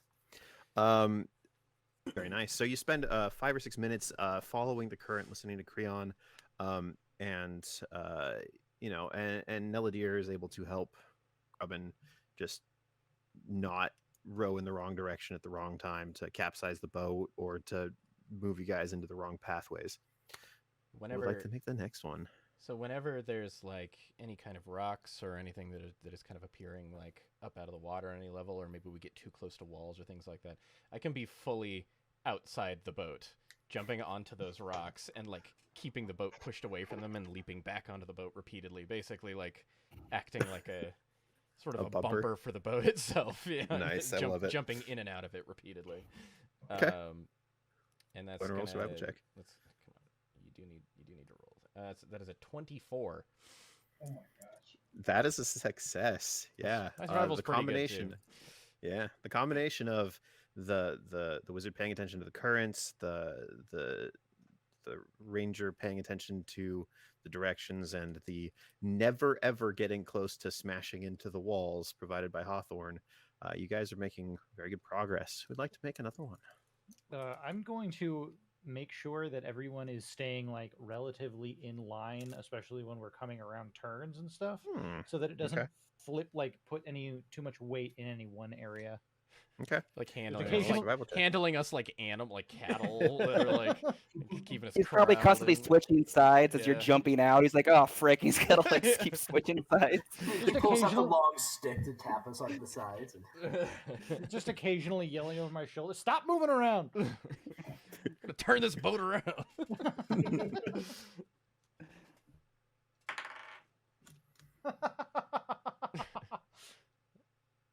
I'm gonna go ahead and use luck. Not even waiting to hear the answer. So I got a total of 21, which would have been better than my natural 1 without the luck roll. Yeah, very nice. Yeah, so you guys work surprisingly well together. And after not even More often. 5-10 minutes, you find yourself coming to a wide space where the current is just sort of pushing you forwards. There are no more rocks. And coming out of the darkness, you can see this landing platform with like a proper dock. And as you get closer, you see these strange, almost suits of armor, but far too big, lying scattered and torn all over the landing area. And as you look past them, you can see there's a large entranceway. I'm going to whisper, Magic Man, do your thing. So I'm going to look and see if there's any arcane sigils or anything over here. Make either a perception or arcana check. Okay. 21. Arcana. 21. You look at them and you immediately recognize these. These are steel golems. There were 2 of them. And they look like they've been shredded. Wow. These And- were indeed at one point animate guardians. However, it looks as though their power cores and structure have been compromised. Well, and it's actually really interesting as you look at them. Normal steel golems can be asked to use whatever kinds of weapons you want them to use. They can be outfitted in lots of different ways, but they're always arcane in nature. And as you're looking at these, you recognize some of these arcane runes that you're familiar with are like melded with divine like sigils almost. And the weapons that they carried, which you can still see on the ground, these giant halberds, almost seem to like glow with a gentle luminousness that doesn't look like a normal arcane glow. Is it possible to assess if the damage to them looks recent? Like, are there signs of a visible fight or struggle that have happened recently? You guys are still like maybe 50 feet away on the water. Oh, from okay. Not there yet. Okay. Yep. So, as you come up to the I'm gonna- dock, Sorry, just as we approach, I am actually gonna to pull off my arm the hilt of the sword, lift it up and light it. So you'll see now that there is a full straight longsword blade of light that comes off the hilt. And just as we approach, I'm going to start using my action to repeatedly increase its light, because I can do that up to like 30 feet, I think. It's just a torch that's getting brighter and brighter. It's considered daylight. It's just so we can see better. That's all. Yeah. Yeah, and you make it to the dock. You tie up, no problems. You all get out, and now at this point, Siron, if you want to make an investigation check to see what you can see. Can I help him? You may, yeah, go ahead and assist. Groven's gonna go. Yeah, try do it to with the boat advantage. while My we're looking at investigation stuff. sucks, but I'll help Yeah. you. Advantage. Help pull the boat in. Using my light. I'm gonna to let walk you see away it in from this. color. I'm gonna walk away from this bright light and move towards wherever the darkest part is and stealth. Okay, roll stealth check for me. Okay. Do you want to know the answer? In a sec. Siron, what was your investigation check? 16 for investigation. 16 with advantage, right? Yes. Yeah. Roll Okay. 12. 16. It's hard to tell. It's steel and it hasn't corroded, but you wouldn't expect that on a magical thing, no matter how long it's been, really. Best you can tell, it was at least a day ago, probably no more than a month ago, but it's difficult to tell. Interesting. What's the stealth roll on 27. 27. Casual like you do. Okay. Most of you guys have no idea where Neladir is at this point. Unconcerned. Yeah. He'll come back. He'll We come have the back. food. I didn't hear a splash, so I'm assuming it's okay. Is there? I mean, is it? So we see these suits of armor. Is there anything else on this landing? Can we go further on? Yeah, so it's just like a stone landing. There's a doorway about 60 feet at the other end of it from the dock. It turns back into carved stone. If you want to make a perception check, you can go ahead and do that. Let's see if I can do a good one. Oh, really moved up in the world. 13. So you see some really strange, very old looking carvings on these walls, almost faded away. You can't tell what most of them are. You do notice a few things that are recurring patterns. You see sun. You see occasionally a ray or a line or something from a sun heading towards a city. But it's not a city that you recognize. And sometimes it almost looks as if it's surrounded by water. But there isn't such a city in Astelia. An And- island city. Yeah, and it's very odd. Just repeated this motif of a sun, a city, water. Something happened. There's always a man. There's always a lighthouse. Yep. I And then guess yes, I'll the- point it out. This seems strange. Doesn't match with anything but my understanding. Perhaps from outside the borders of Astelia. Do you think it's a long-gotten civilization? Like, haven't we all done some dungeon delving at some point? No. No, most of you haven't actually. No, not I'm I. I'm a farmer, and I will reach into my bag and pull out a turnip and just start eating it. just a raw ass turnip. Crunch. Yep. Yeah. So real fast, Massimo, your character is like a lot older than these other characters. Yeah, I And was gonna you assume like, my gnome was like in his 120s to 130s. yeah, like maybe you more. lived before the Black Sun, and most of these people maybe haven't so much. Aren't most I of was us around. elves? I was into adulthood, but I was like, Yeah. I was on a monastery on an island for like most of my adult life. So Then Yeah. you got sent to the cold place with the rest of us. Yep. Is there, besides the sun and the water and the city motif around it, is there any other distinctive signs that were words, something that could be described as words instead of pictographs? Roll a perception or history check, either one. Oh boy, let's find out how bad my history is. Never mind, let's borrow with my perception. Fuck you two. We're gonna go with an 8. Nah. Okay. Well, said well, there's- they're all checking out these. Oh, sorry, go for it. Well, I was gonna say you said there's a doorway here.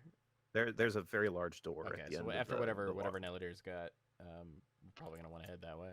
It's That's actually what I was gonna do. As you Oh, were all well, there we expecting go. these like pictures, I was gonna, as I'm like away stealth, I was just gonna go to do a quick little perception, see Mhm. if there's like any traps, any like more markings of the thing that did this kind of thing. Okay, roll an investigation check if you're looking for traps. The door is closed, which is I'm good to definitely well, considering what we've encountered, I'm definitely looking for traps. That's a natural 20, so 24. 24. There is a trap. It sucks though. It's really obvious. It's just a tripwire in front of the door. And as you look up, there's like a big rock suspended by something. quality Basic as it engineering. gets. Like I almost don't want to disarm it though, just in case like we get chased by something. I just want to like, I'll just shout out. I don't want to shout out though. I guess I'll just wait there then for people mean, to I'm- come by so I can tell them, hey. I'm headed for the door. Can you stop me fast enough?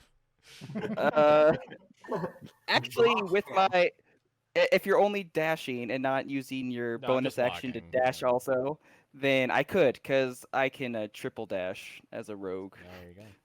You dash into each other and just like, oh. Yeah. Well, I am invisible in the darkness, so maybe. Does he pass right through you because he can't see you? Is that how that works? That's intangibility, but I'll take it. If the DM lets me, so I Yeah, can't mean, be hurt. I'm headed for the door. Yeah, I'll you just hear my voice call out from the darkness. Guys, I don't remember anyone's name. There's a tripwire right here I look with a down. big rock up there. Probably gonna want to I jump will- over I at will- the I will entrance. step over it. Have I avoided the trap? Yeah, it's super obvious. Solid. All right. Like, yeah. Is this door locked? No. I'm gonna open the door. Okay. As you open the door, Rock. you find falls. yourself Monk Totally. dies. totally. You find yourself in a sort of rectangular room with dripping water from the ceiling that has made a whole bunch of stalactites on the bottom of the floor. But that's not what catches your attention first. I'm bringing you guys over to it in roll 20 now. At the far end of the room, there's a large pool of glowing golden something. And above that pool, there's a gigantic crystal that's just floating in space, giving off, looks kind of like sunlight. And attached to that pool are 3 large metal conduits that disappear up into the darkness. But the thing about it is that there's something else on these conduits. A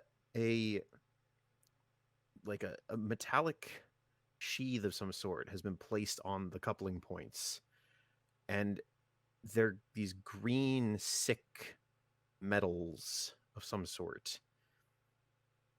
And that's what you see. And if you wouldn't mind putting your characters on the map, so I can see where they are. Just for that reason. Just for that reason and no other whatsoever. And we're coming in from the. You're coming in from over here. left side. Okay. Yes. Remind me how to get my token out. Drag your character. Yeah, go to your across. journal up in the very top Go to your right, journal. and just kind of click on your name and drag it onto the map. And it should carry your token over. It's It not. is not letting me. It's not doing that for me either. Macros characters. Okay, it's well, here's Neladier. Oh, you know Yep. what? Hold on a sec. Did Can you Jaden move forget that? to give us permissions? that No, one. I don't think I did. I don't Can you have move that, permission for I cannot. I do not have permissions Hold for on a it. moment. Oh, there we go. Whoa, represents Neladier. Save settings. Okay, you should be able to now. I might need to refresh my page. Give me a second. Possible. Errol, you should be here. Let me give you permissions real fast. Oh, that should be you. Did I not give you permissions for your own character? Edit. What layer No. are you putting them in? Oh, I good can see question. them. I'm putting them in object and tokens. That's the correct one. But it's still not letting me move my character. I'm just gonna draw a circle and that'll be me. Okay, hold on a moment. Grubbin's here. And Yeah, I can't interact. Creon's here. Okay, hold on a second. Represents Grubbin. Grubbin is. I'm sure we'll edit this all out. It should be letting you. I'm not sure why it isn't. Okay, well, can you ping the map? Because I can always just move you. Yeah, I Yes. can ping it. Okay. So, who can move their tokens? I can. Excellent. Cool. Anybody else? So pinging, you just double click, right? you Click just and hold. You click. hold click. Okay, there you go. Yeah, I can ping. So. All right. So, Chandler, going to put yours wherever you want it. Ryan, where would you like yourself to be? Well, seeing this shenanigans, I didn't make it this long by running into combat like one of us. I'm just gonna go hide behind this rock. Okay, so you're there. Cool. Brent, where would you like Creon to be? I would probably be toward the front, but not going all the way. So just about where I am, actually. Just one Okay, nice. word forward. Massimo, where would you like Grubbin to be? As far forward as you'd let me, because I'm probably gonna punch the face, because this looks like an obvious trap. Okay. And then, Ian, where would you like Errol to be? Probably here. Do we have a All right. turnip token? Totally. That's my All right. familiar. It's your familiar. Gosh dang it. Alrighty. So, Pact of the Chain. Why? All right. So you come into the room. Nothing happens. All you can hear is the slow, occasional drip of water from the ceiling and guess- a gentle hum from the thing at the end of the room. Can I just kind of visually scan the room? Make a perception check. 18. 18. A real number. It's a real number. You pretty much you can see what's on the map. There's the pool, there's the crystal, there's the strange conduits heading upwards. I guess so. There's these stalactites all over the floor. I guess I'll head forward to go examine the pool. And I assume the conduits go into the ceiling, right? You can't really see the ceiling. The ceiling is somewhere in the darkness. So can I? They go straight up. I'm gonna walk forward and look at Okay. the pool. You're looking in the pool. I looked around the room. There's nothing here. It's safe. I was gonna throw a coin out just to see what would happen, but all right. Okay. a body I'm not. works I mean, too. I'm not stepping in. I'm just gonna walk up and look. Drink Okay. it. You walk up and look at it. Go ahead and roll either perception or investigation, I suppose. That is a 22 perception. Very nice. It's difficult to describe exactly the feeling that Hawthorne gets when he's this close to this pool and this crystal. Ever since the sun disappeared, his sort of connection to nature has kind of disappeared, or it's been corrupted and strange. But getting close to this thing, it's like being outside on a beautiful spring day. You can almost smell like flowers and feel a warm breeze. And then you look at the green metal sheaths attached to the conduits, and the feeling sort of sickens and twists inside of you. Something's very wrong about these. I believe we need to remove these. Just kind of looking up at the big metal things that are on them. Grubbin will head over and give him a hand, seeing if we can pull them off, or first off a closer look if what it is before I touch it. Okay, so you're coming to like right here-ish? Yeah, what's your exact yeah. position on the grid map? I would love to move myself, but I cannot. Yeah, I'm sorry. I don't know what Fault. happened. Okay, so you get up to them and you see they're just made out of some very make a just general intelligence check for me, would you please, Oh boy. Grubbin? I will roll another 2. I rolled a 15 because I called it the 2. We're at 15. Nice. You recognize this? It's adamantine.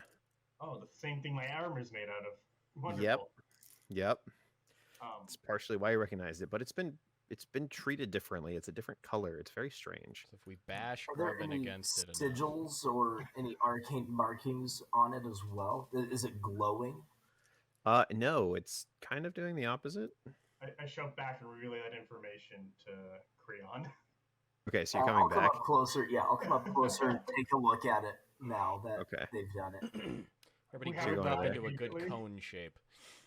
I just have my action just ready to go if anything offensive Fair just enough. shows up. I am not Yeah. good at anything they're doing. My job is to Okay. snipe things in the face. Creon, go ahead and make an either an Arcana or a no, just an Arcana check. Arcana check. Okay. Mhm. 17. 17. There are sigils on it. They are nothing that you recognize. They are some kind of magic that you have not practiced or delved into very much. Strange. These are unrecognizable. They don't appear familiar, which indicates that these are not something of Astelian making. Therefore, likely okay to remove or damage. While all of it, like he's like examining it and getting very technical, I have nonchalantly walked up to this one, Mm-hmm. and I will just reach out a hand, and in my hand appears a black iron mace, the head of which is an irregular polyhedric shape with each face covered in a different rune in celestial, glowing a sickly green. And I will just start bashing away at it. Roll an attack for me, please. And does that sickly green look the same as what we see on the metal? No. Okay, No, it's different. sickly One has Nurgle's rot. Got that natural one. Yeah, you just sort of glance off of it. It's a it's a smooth tube, and it's hard to get purchase on the surface. And again, like no intensity at all. Just like I'm. Yeah. I guess So yeah, when I go hear ahead and roll another attack. when I hear him strike it, I'd probably kind of take that as like, I guess that's what we're doing, and I'll hit this one with the Sunblade. Okay, go ahead and roll an attack. 18. The sunblade just sort of glances off of it, and as the sound of the blow finishes ringing through the chamber, you're all paying really close attention. So it doesn't really surprise you as something starts to climb out of the pool. Right Okay. about here. I can't see it very well, but it's cute so far. If you do No. Shift Z, it should blow up the image.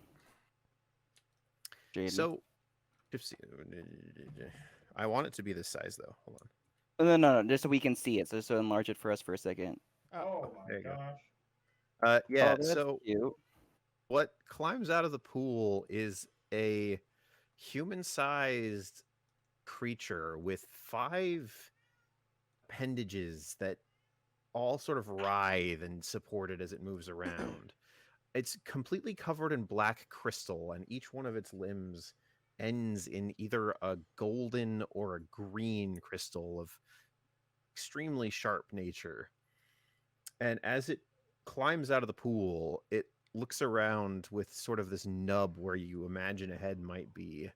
And the whirring sound that you heard when you entered the chamber increases in intensity, and the pool darkens. And I need everybody to roll initiative. Oh, sweet. Do you want Gribben's number? Yes, please. 21. Okay. Hawthorne has a 13. So I am fast. Neladier is a 25. All right. Jeez. Okay. What about Creon? 18 for me. Nice job, man. Okay. And for Ariel? Also a 13. 13. What's your dex? 16. Hawthorne? My dex is Yeah. 18. Okay, so Hawthorne's going first. All right.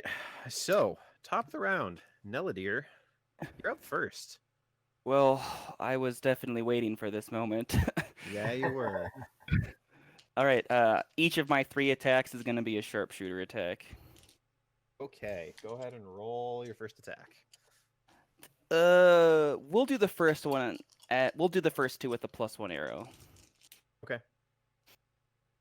All right. So that is it's -4 essentially. So +9. 27 for the first one. That hits. The next one is 20. That hits. And then the last one, which is only a +8, is going to be a 27 again. That also hits. All So right. the first one is a crit, sneak attack, and you have surprise. Yes. God. And I'm Yeah. going to do my little thingy that gives me an extra D4, the new Ranger ability that they did in Tasha's. Okay, so that is going to be What do we think? 3 digits for damage, guys? I think it's just going to die. 10, 18, 21, plus these again. Holy shenanigans. 6, another 10, 15, 16, so 37 plus 18, 55 for the first one. And that's a crit, right?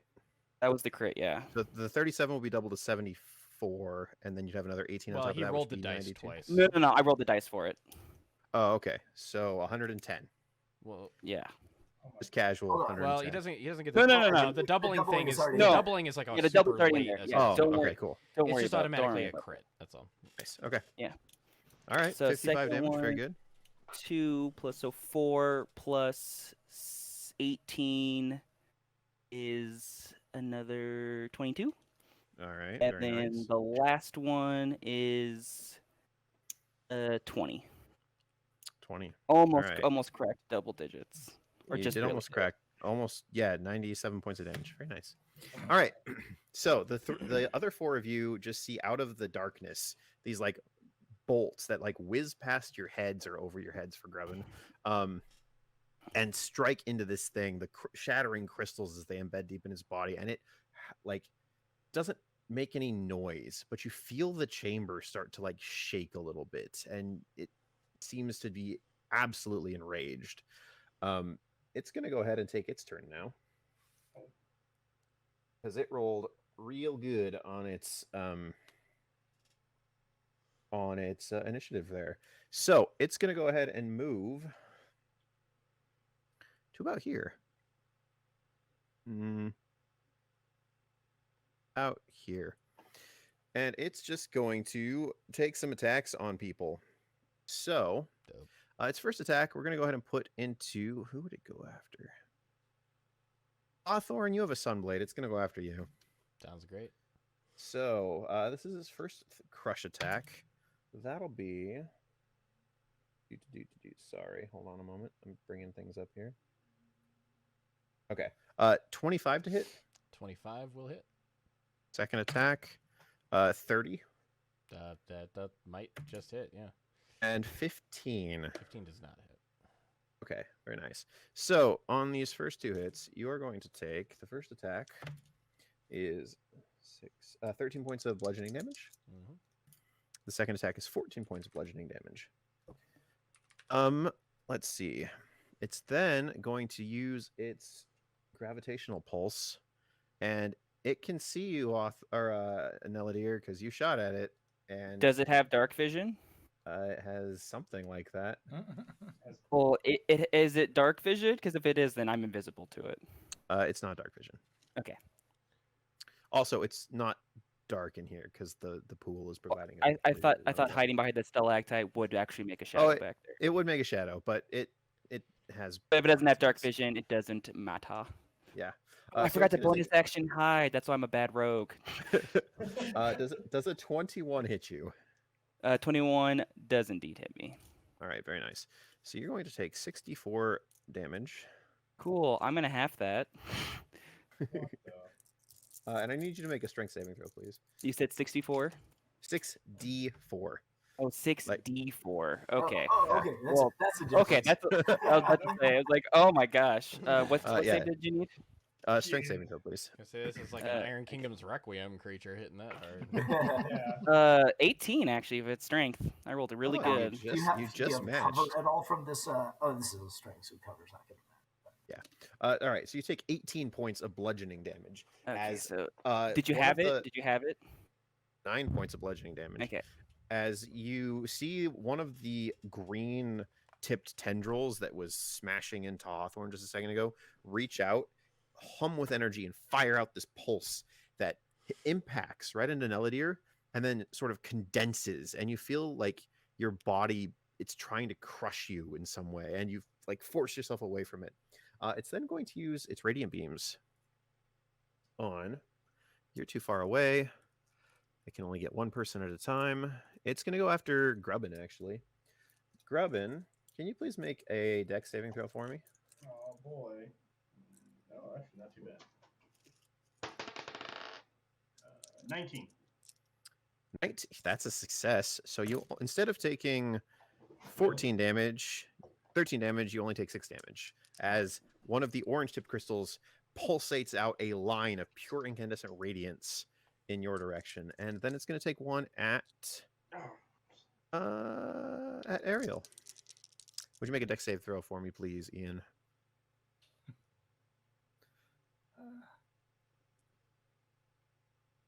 Natural 20, so 23. Very nice. Good That job, is man. also a success. And so instead of taking 12 points of damage, you only take 6. As this secondary radiate beam scorches out towards you. 6 points of radiant. Yep. Then that'll be 3. Ooh, you are resistant to that. And then it's going to bonus action absorb sunlight and heal for 5. Very nice. You see it sort of like reach a tendril out to the crystal, and like the only word you can use to describe it is like a sucking sound as the crystal dims and the creature seems to regrow a little bit. Drinks the sunny All right. delight. Yeah, that brings us to Grubbin. You're up.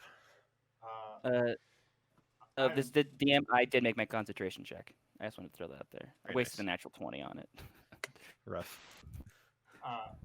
Grubbin would like to kind of fall in behind the creature and get into a flanking position with Hawthorne, if that's So possible. into the pool. Does the pool hurt me, or is it just nice yellow water?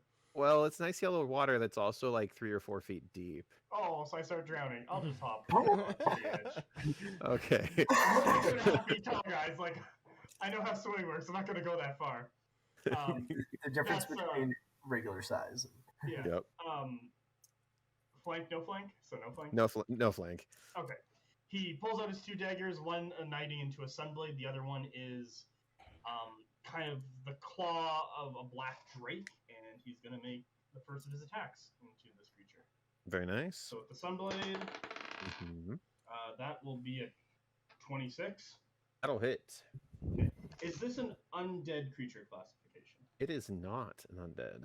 Okay, so then I will go and get. Is it a plant? Yes, yeah, is it? No. That's 9 sunblade damage. Very nice. Thank you. I just gotta check. Not With the that. Drake Claw. Just heads up, Creon, you're on deck. So be thinking about what you want to do. Turns and runs away. I wouldn't blame him. Sir Robin, Sir Robin. Okay. And then second attack with the Dragon Dagger. Hmm. Well, that's a 19. As a champion fighter, that is a critical. It is also it's a natural 19-year-old. A natural 19. Okay, there you go. Yep. Yeah, natural 19. What is a critical for the champion fighter? So Nice. Nice. So I'll be a D6. So I'll be 2D6 and 2D4s because I'm just running around with daggers. And when you score critical, there's a bunch of just stuff I have to read now, which just pops off. Yep. I roll an additional damage dice. Mm-hmm. I turn the extra piercing damage, and I can re-roll it if I really want to.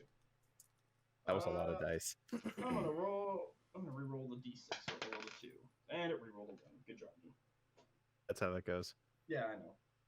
2, 5, 10, 13, plus 6 is 19 damage from the Dragon Dagger. Nice. And, sorry. If this matters, 9 of it will be acid damage. Nope. Okay, cool. And then my third final attack with the acid dagger, nat 1. Okay. Miss. That's me. Very nice. Creon, you're up. Thank you. How high up is the crystal? Is the crystal 10 feet up, 5 feet out of the It's water? floating about 5 feet out of the water, so just about 10 feet off the ground. 10 feet off the ground. Because the water is kind of up a Yeah, little bit. it's in like a pool that's up off the ground. The walls are containing it. If I were to do the spell Shape Water, I can make, affect a 5-foot cube of things. Mm-hmm. Could I make kind of like a cage of ice or something that would cover the crystal so the creature can't touch the crystal? You could certainly try. I'm going to go ahead and give that a quick try because it seems to be important to this thing. So I'm going to try to block it and cut it off from it. Okay. You have made a cage of ice around the crystal. Okay. Absolutely. And then, did it look like this thing has long tentacles? It does have pretty long tendril-like appendages, yes. I'm going to go ahead and try to just kind of step over a little bit so that there is a tube between me and the thing. It looks So like like there here? is. Yeah, something like that. So if it's trying to hit me, it has to reach around one of these. Okay. It's gonna reach over Grubbin and hit you anyway. That's right. And then you're going to continue moving?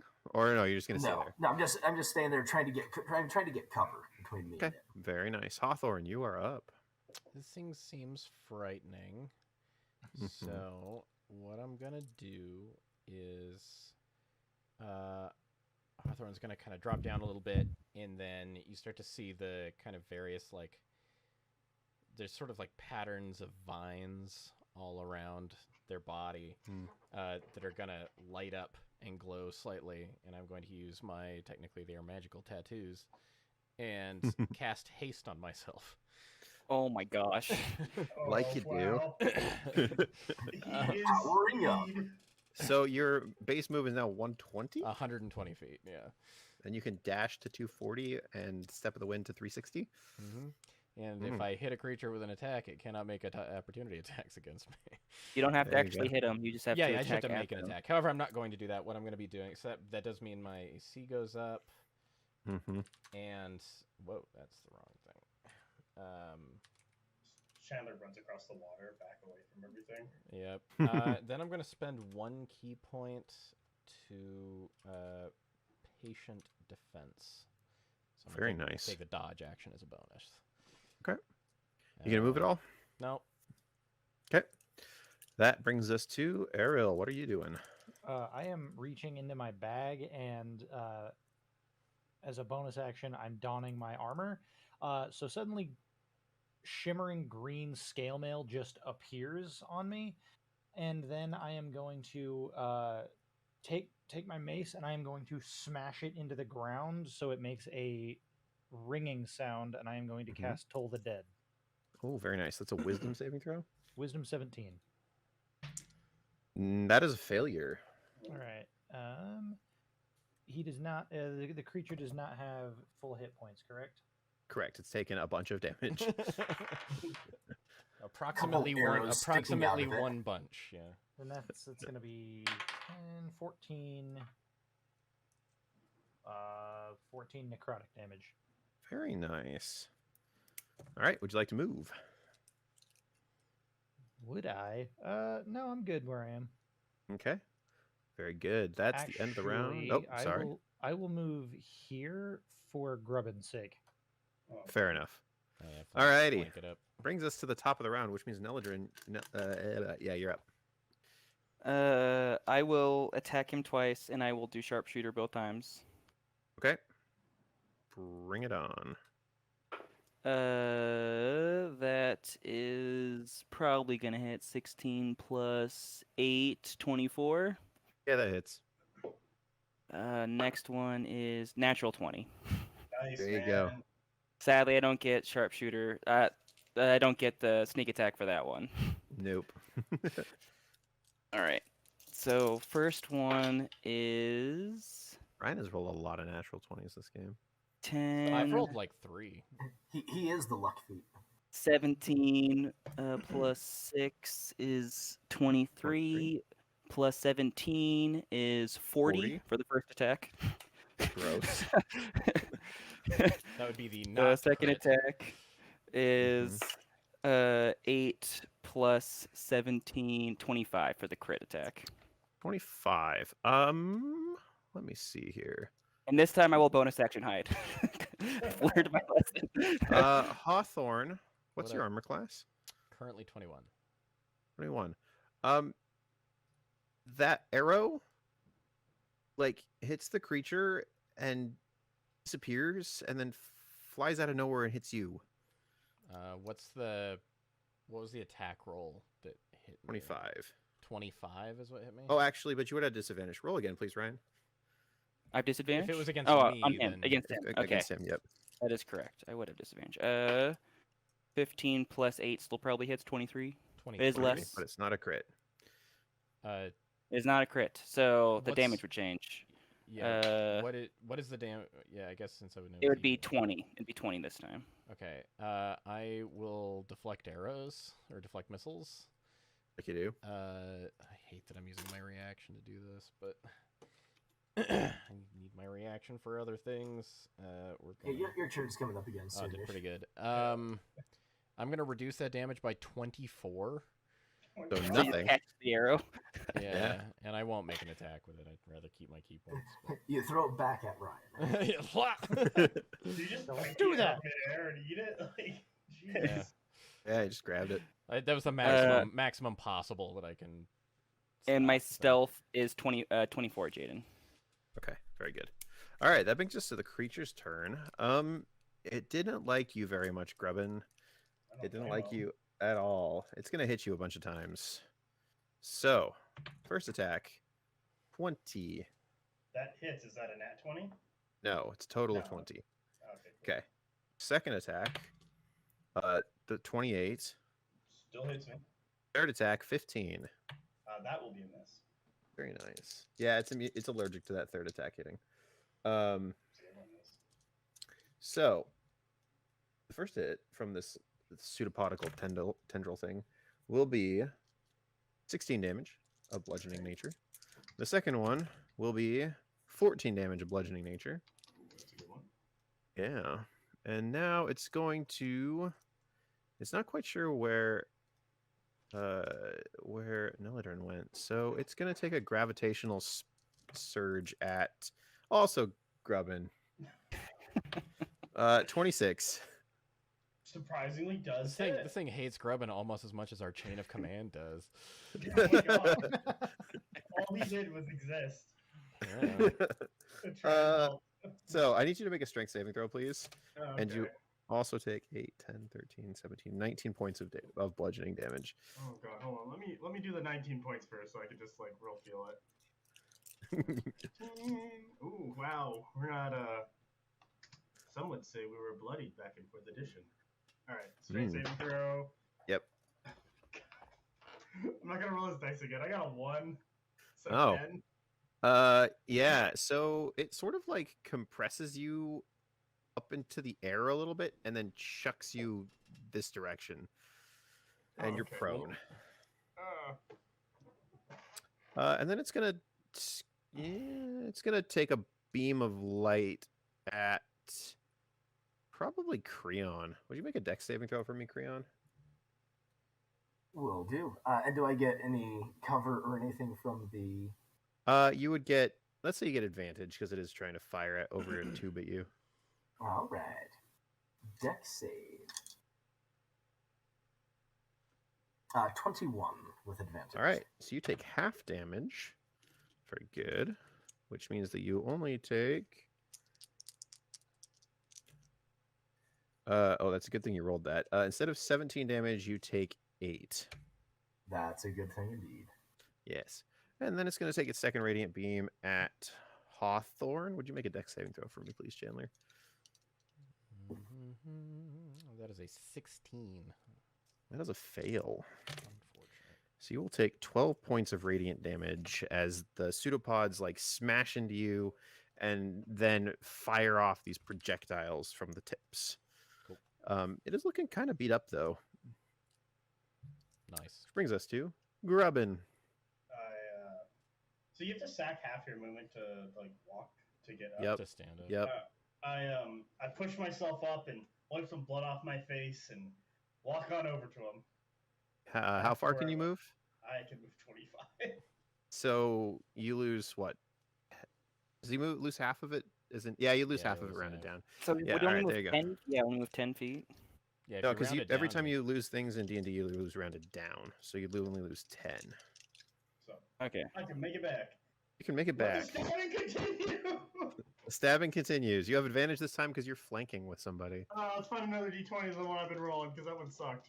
All right, first stab. Let's go with the. Oh, I will get sneak attack on this because I have advantage. So I'm gonna use the dragon dagger. Nat 20. So There you there's that go. one. We're just hacking this poor thing up. Yeah, let me- Sure are. And this. I need more d6s. Goddamn. That's the acid. That's the additional dice. Hold on, I got more. We're good. Creon, you're going to be on deck, just as heads up. Yeah, don't worry. This one. Let me roll this. And I'll re-roll this 3. Go 4. Perfect. Shit. It's going to hurt. Yeah. So 8, 12, 16, 20 plus 26, 31. Very nice. Okay. Next attack. We'll Yeah, use you're Sunblade. shearing off crystals at this point. So that's 31 plus my 6. So There you go. 37 in total. All right. And then Sunblade. Natural 19 with a 14 bonus. So that's another one. This Just one, all the crits. It's fine. do that. And the additional dice. This one's not as great. It's still pretty good. Yeah, reroll this.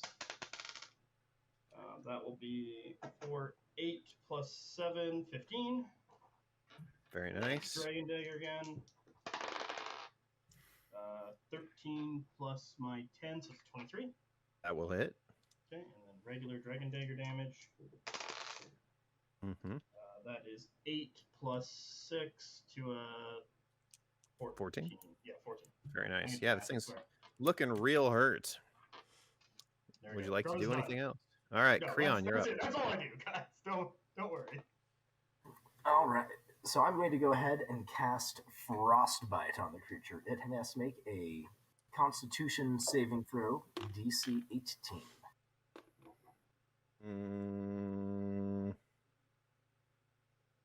I rolled a 17. All right. So Very it's going to be nice. taking. That's going to be 12 points of damage, and the creature will have disadvantage on the next weapon attack roll it makes. Very nice. Your frost beam freezes it solid. Oh, wow, man. Nice job. So you watch the frost creep over it, crystallizing into As it place. stops moving. Hawthorne, what would you like to do? There's a frozen creature here. I'm gonna hit it with a sword. Okay. Because it's Sorry, the still- implication here is that it's frozen and not moving anymore. I'm gonna hit it with a sword. Very good. Can I shatter it? I can try. You go ahead and have advantage. It's not moving. That sounds good. It's a 19 to hit it. Go ahead. That actually misses. Dope. I rolled Like, pretty bad. Bounces off the ice. Yeah. I'll hit it again. Yeah. That's a natural 20. There God. you go. Crit Go ahead so and roll many damage. times. You have. It's been kind of amazing. Get him out of the way now. That's gonna be 15 points of radiant damage. Okay, you like shear off a tendril thing. I'll kick it because I have an extra action. Because I'm Like you do. that's a 26. That'll hit. Go ahead and roll damage. That is a glorious 8 points of bludgeoning damage. Very nice. Yeah, you're like breaking pieces of it off. I'm just making sure it's dead. I don't know. Errol, is there anything you'd like to do? Yeah, I'm gonna smash into it with my big, ugly, blunt object. All right, go ahead.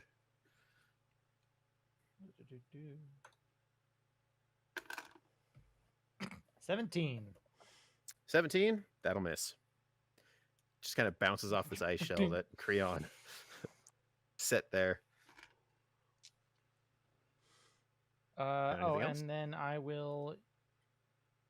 How many hit points has Grubbin lost?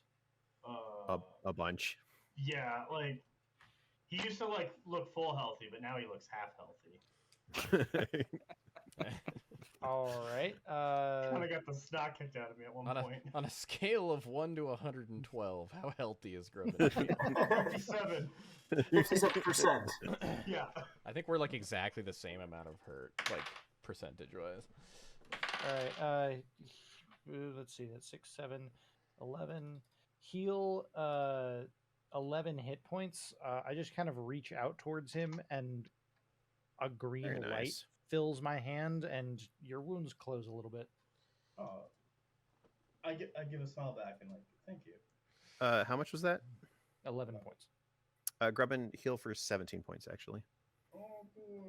As the healing magic flares out, you see an answering flare from the crystal, and you see more life flow back into him than you were expecting. Well, isn't that interesting? Yeah. Neladrin, Let's you doing anything? turn up these- Neladier, sorry. Yeah, Neladier sees that it's frozen, sees everyone just hacking at it, and it's just like, I'm not sure it's dead. And I'm not going to attack. I'll just stay with my stealthy stealth and just ready in action where if that thing moves, I'm a shoot it. Okay. At this point, you see the adamantine sheaths like darken the area, and pure radiant energy flows into them and then mutates and pours into this thing's body as it reattaches a limb, shatters out of the ice shell, and is gonna take some attacks on somebody. Hold on, As let it- me use my... Oh yeah, you get to My- attack it now. Yeah, I get to my attack against it now. You do get to attack against it now. I was obviously going to sharpshooter, but I didn't crit, unfortunately. That seemed to have been the theme of our group. But even with 3 d20s, I don't crit. It We'll roll only gives you a 15% chance, so you know we'll roll damage. Let's see. it's still gonna be So my nuts. worst rolls 11 plus 3 is 14 plus 2 is 16 plus 17 33. Just Good job, 33. man. Yeah. All right. You Just the take half a casual tendril off, 33. and it's still going to attack somebody. It's probably going to attack Ariel because it saw you heal people. So, Feeling as bad first as attack, Scarlet. 17. Does that hit you? That just hits. Nice. Second attack, 16. Third attack, 26. So, first attack will be 11 points of bludgeoning damage, and the second one that hits you will be 14 points of bludgeoning damage. And it's gonna shoot you with the gravitation beam because it hates that you keep shooting at it. I did nothing wrong. 30. Just missed, unfortunately. Now you got me. Just missed. All right, so here comes 6d4s of damage at you. And can you make a strength saving throw for me, please? I would love to make a strength saving throw. Oh boy, he rolled really bad. Really bad. Can't Okay. be as bad as my natural one for my strength save. Oh yeah. All right, so take 12 bludgeoning damage. I'll And have it to 6. Yeah. Okay. And you get to get flung against the wall pretty much. And you're going to take an additional d4 from that. Take another 1. Oh, Yeah. I will begrudgingly take that additional you so one. And then it's going to Oh, consider that. Yeah, I have 53 of 68 now. So. Melody, you okay? and then he's going to take his 2 beams against Ariel because actually, you know what? No, screw it.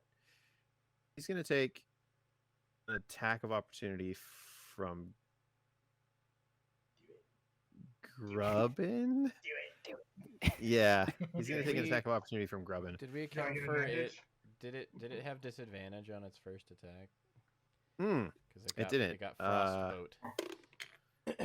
It would have missed. So Ian, take back 11 health. All right. Will Grubbin get advantage on this attack? Yes. Because he would have been flanking. That is 27. Oh, hit. Go and roll damage. Alright, cool.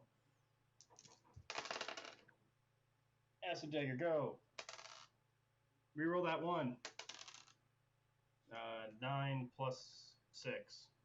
15. 15. Deal with the Very acid good. drink he takes. Yeah, it's looking pretty mangled up still, and it's going to take a beam down. So I need both Grubbin and Creon to take a dex saving throw for me, please, and I also need Errol to make a dex saving throw as it sends out 2 beams of radiant power. Dex saving throws. Does the tube still give me advantage, or has Yes, he you'd still get got- advantage. Yep. Stop rolling that dice. Grubbin got an 8. I'm going to stop rolling that dice for saving throws. It loves 2s and 19s. What did you roll, Creon? 21. Okay, that's a success. And Errol, what'd you roll? 19. Okay, that's a success as well. So Errol, geez, instead of 18, you take 9. Creon, instead of 18, you take 9. And Grubbin, you take 18 points of radiant Oh. damage. Boy. Which means that you take 4, Errol. Because advantage on radiant, or resistance to radiant. That'll be its turn. Which brings us to Grubbin. It's okay, I'm back to the health I was at before. I'm gonna use my bonus action to just go into my second wind to like pump myself up. Seems like a thing. Yeah, 1d10. This one. Plus my fighter levels. That is a 9 plus 9, so 18. Okay. There you go. Heal back up. Screw you, beams of death. Does the crystal only help magical healing? Yeah, does it? It doesn't seem to do anything to this. No. I just breathed heavily a couple times. We can move through allies, but we can't land on them, correct? Correct. Okay. I'm going to go up in front of him, then through Ariel's legs, and then kind of up and behind him. And then, yeah, right there. Standing on the railing. And Mhm. back to dagger time. Okay. Stabby, stabby, stabby. Okay, no advantage. Let's see here. We'll use the Sunblade. 17 plus 11 is 28. That'll hit. 10 radiant damage. It slumps into the pool slightly as it sort of collapses on itself. I'm gonna yell out, "Pull it away from the freaking crystal!"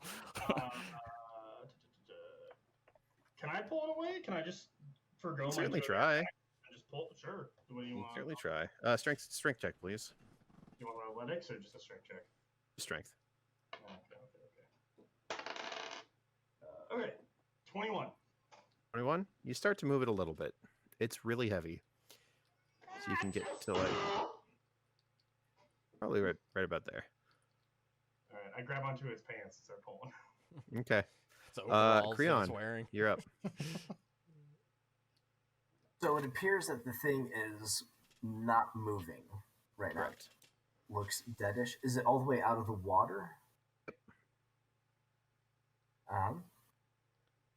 You know what? I'm just going to go ahead and... So I saw that the adamantine things did something last time. I'm going to go ahead and shoot a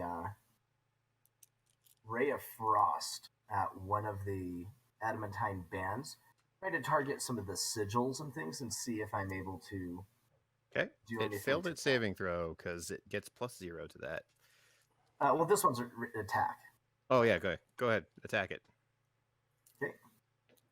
I dare you. 24 to hit it. That will connect nice and solid. Which one are you going for, by the way? I'm going for the one that's closest to it. That one? So, Oh, this one over here. This one over there. Okay. Yeah. Very good. Okay. How much damage? It is going to be 13 damage. 13. Very nice. Yeah, you see the adamantine like start to chip a little bit as the frost eats into it. Okay. And I'm going to yell to the others, I think we have to get those bands out of the way. If this thing continues to heal, then that's problematic to us all. Very nice. Hawthorne. I think that brings us to you, unless, Creon, you want to move anywhere. You know what? Now that it's down, I'm actually going to back up just a little bit, like right there. Perfect. Cool. All right. I agree. So what I'm going to do is I'm going to step kind of up onto the railing here, and I'm just going to start hitting this adamantine thing next to me. Okay, go ahead and roll an with attack. The Sunblade. The Sunblade. That's a 28. That hits. I will spend a key point to add my unarmed attack damage to the Sunblade. Very nice. 5, 6, rolled badly, so I'm going to do a total of 11 radiant damage. Very nice. I'm going to attack it a second time. Bring it, bro. That is a 15. Yeah, the Sunblade just can't find purchase on it sometimes. It's weird. Then I'm going to kick it with my third action. That's a 24. That'll connect. Yeah, your little steel blade thingos. God, I keep rolling It very would badly. 5 points of bludgeoning All damage. right. Yeah, it's starting to show some serious wear, that one is. I think I'm going to spend a point... God, I keep doing that wrong. For Flurry of Blows. And I'm just going to keep kicking it. Oh my god. That's a 22. That'll connect. For 6 points of bludgeoning damage. It's so close to coming off. You can see pieces of the original tubing showing through all over it. Yeah, and then a 19. To hit? Yeah. That just sort of glances off. You can't quite find the purchase on it. Unfortunate. That's about all I got. All right. Errol, it's your turn. What would you like to do? I'm going to see the damage that is done to the one by Hawthorne and just kind of roll my eyes, hold out my mace, and cast Bonfire on it. That is a Okay. 17 dex. I rolled a natural 17. However, it has a -2 to dex saving throws. The giant metal rock doesn't dodge well. Turns out. Very, very spry. All right, that will be why does it not listed in my actions? That will be. It should be 2d8 if it's bonfire. Yeah, It's it is. It's just yeah. I had to go to my spells tab, not my actions Hmm. tab. Yeah. That is 15? 20, because I get a 20. +5 to one of the dice for fire or damage. Nice. All right. Yeah. Oh, you see Hawthorne kicking it, smashing at it, and you just reach out your hand and you melt off the last little pieces of connecting, and the adamantine plates just fall away off the thing. You see the crystal like light up a lot brighter, and the shape on the ground like twitches as if it was just hit with something really hard. What else would you like to do? Do you have anything else? Nope. Okay, that brings us to Neladir. What are you doing? I'm gonna pick myself up. Yep. I'm gonna be a little upset. Mhm. I'll go back to my hidey hole. Sure will. I will hide and then ready my action for when that stupid thing is obviously gonna stand up again to shoot it to hopefully down it in a single shot. Fair enough. At the beginning of its turn, Yeah. well, it's unconscious. It doesn't know where you are. If it matters, 27. Okay. At the beginning of its turn, it will in fact stand up as the two remaining adamantine bands sort of feed it more power, and it like lurches back to its feet angrily. Go ahead and make your shot. Okay, I did succeed my constitution because I forgot to do that. I Nice. should probably roll the hit before I roll damage. That's what smart You people probably do. should do that, yeah. Okay, sharpshooter obviously 16 plus 8, 24. That will indeed connect. All right. Okay. 9, 10 plus 2, 12 plus 17, 29. 29. It looks really hurt, but it's still standing. Damn, man. I rolled a lot of ones. All right. There you go. All right, it's gonna take some attacks at Errol, I think. Here we go. 25. Will hit. Second attack, 29. And 22. I am gonna spend. None of those were crits, right? None of those are crits. Yeah, I'll take all of it. Okay. The first attack is 11 points of bludgeoning damage as the pseudopod smashes into you. The second one is 13 points of damage. And the last one is 9 points of damage. 33. 33 total. And it's going to take another gravitation gun at you because it doesn't like that you shoot it so much, Mr. Neladir. It's been once the last 2 turns. 27. Does it know where Neladir is? Yeah, because he shot at it. He uses I shot it. Yeah. Unfortunately, I don't get the 27? bonus action to actually hide from it. Yeah. I rolled a natural. Hold on, I have to roll. I rolled a natural nothing. I rolled a natural 17, so plus 1 is 18. That is a failure. 18? You're going to take 18's a failure for this strength save? Yep. I rolled it before. Oh. 12, 13, 14, 15, 16, 17. You rolled a 19 last time.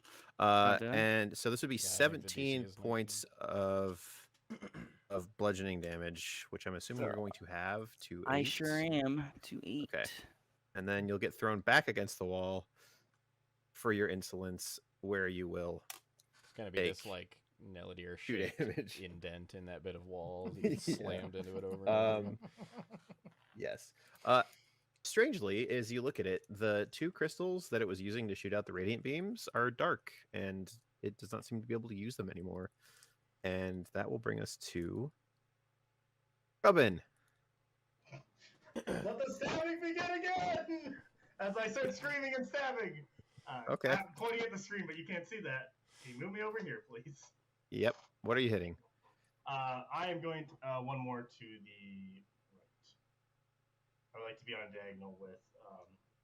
Oh, there? Sure. Yeah, perfect. Obviously, I have to go for the monster. The Okay. big monster. Sure. And we're gonna hit him with the dragon dagger. First attack. Mm-hmm. Nat 20. The other one was a There you 12. go. Don't even bother rolling damage. It had 1 hit point left. Oh, but the best part here. Let me just roll. Go ahead and roll the Okay, damage. Thank you. I had Okay. all the bonuses. Need to stacked roll up. the click clack math rocks. Then can I take my 2 other attacks into the adamantium? Hey, absolutely, go for it. Oh, perfect. Okay. Let's use this dice. 18. I'm gonna assume that's a miss.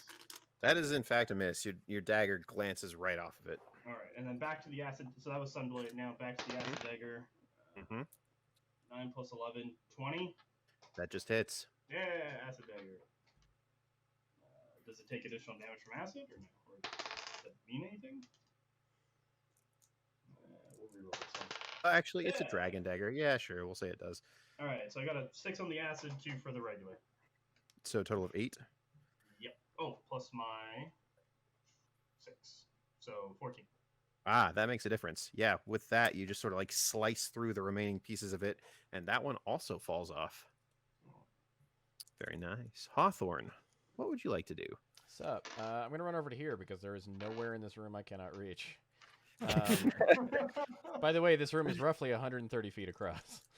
Yeah. Have you been taking your extra haste attack? Yes, that's why I've been Okay. able to attack 3 times and then do Yeah, bonus that's action right. stuff. Yeah, I usually only have 2. I'm gonna hit it with a sunblade because that's Go what- ahead and hit it that's- with Sunblade. That's what I got.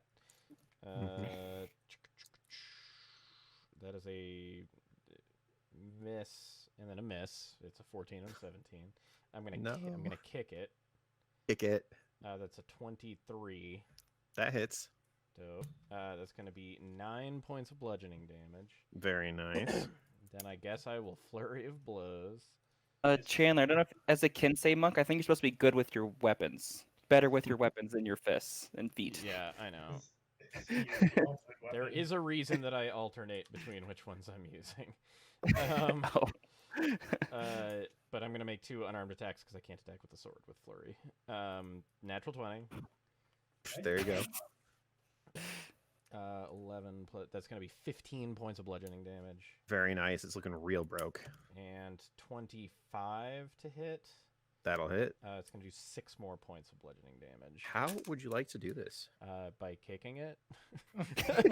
I mean, so how this basically looks is Hawthorne is like spinning most of the time. It's like cut, spin, kick, just this kind of constant rotating, spinning kind of thing. So I am just slashing it to ribbons with all my Yeah. bits. In my Yeah, head, it my kicks absolutely actually falls do apart. slashing damage, but it's Probably. Yeah, and as the last bands fall off, a number of things happen. First of all, the creature disintegrates, leaving behind the 5 massive crystals that were at the end of its pseudopods. Second thing that happens is a pulse of blinding yellow-white light flares out from the crystal, and everybody heals for 13 points of damage. neat. Yeah, thank you. And the fourth thing that happens is everybody within 10 feet of the crystal pool, which is most of you, just hears this voice in their mind. Thank you. I was afraid they were going to drain me completely. Hello? Hello, little one. You have served me well. If perhaps I'm too gonna enthusiastically. yell out. I'm still okay. Thanks for asking. I don't know. I don't know who they're talking to. I pick myself up and slowly make my way back towards them. Okay, so everybody kind of congregates at the pool. Yeah, and then they start talking like, who are you communicating with at the moment? I That don't would be know. me, Brion. And that answers the question how. You are such a skeptical one. My name is Hindor. I'm the guardian of the city, the god who has for so long poured their essence into this sun crystal to maintain a barrier between you and certain death. Now, there's not much time. Listen carefully. The bands have been restored. The connection is reestablished. The table will once again provide the barrier between you and the night. But in order to fully realize its potential, Someone must take up the mantle of guardian of Hevair. Previous one is gone. Lord Commander is dead.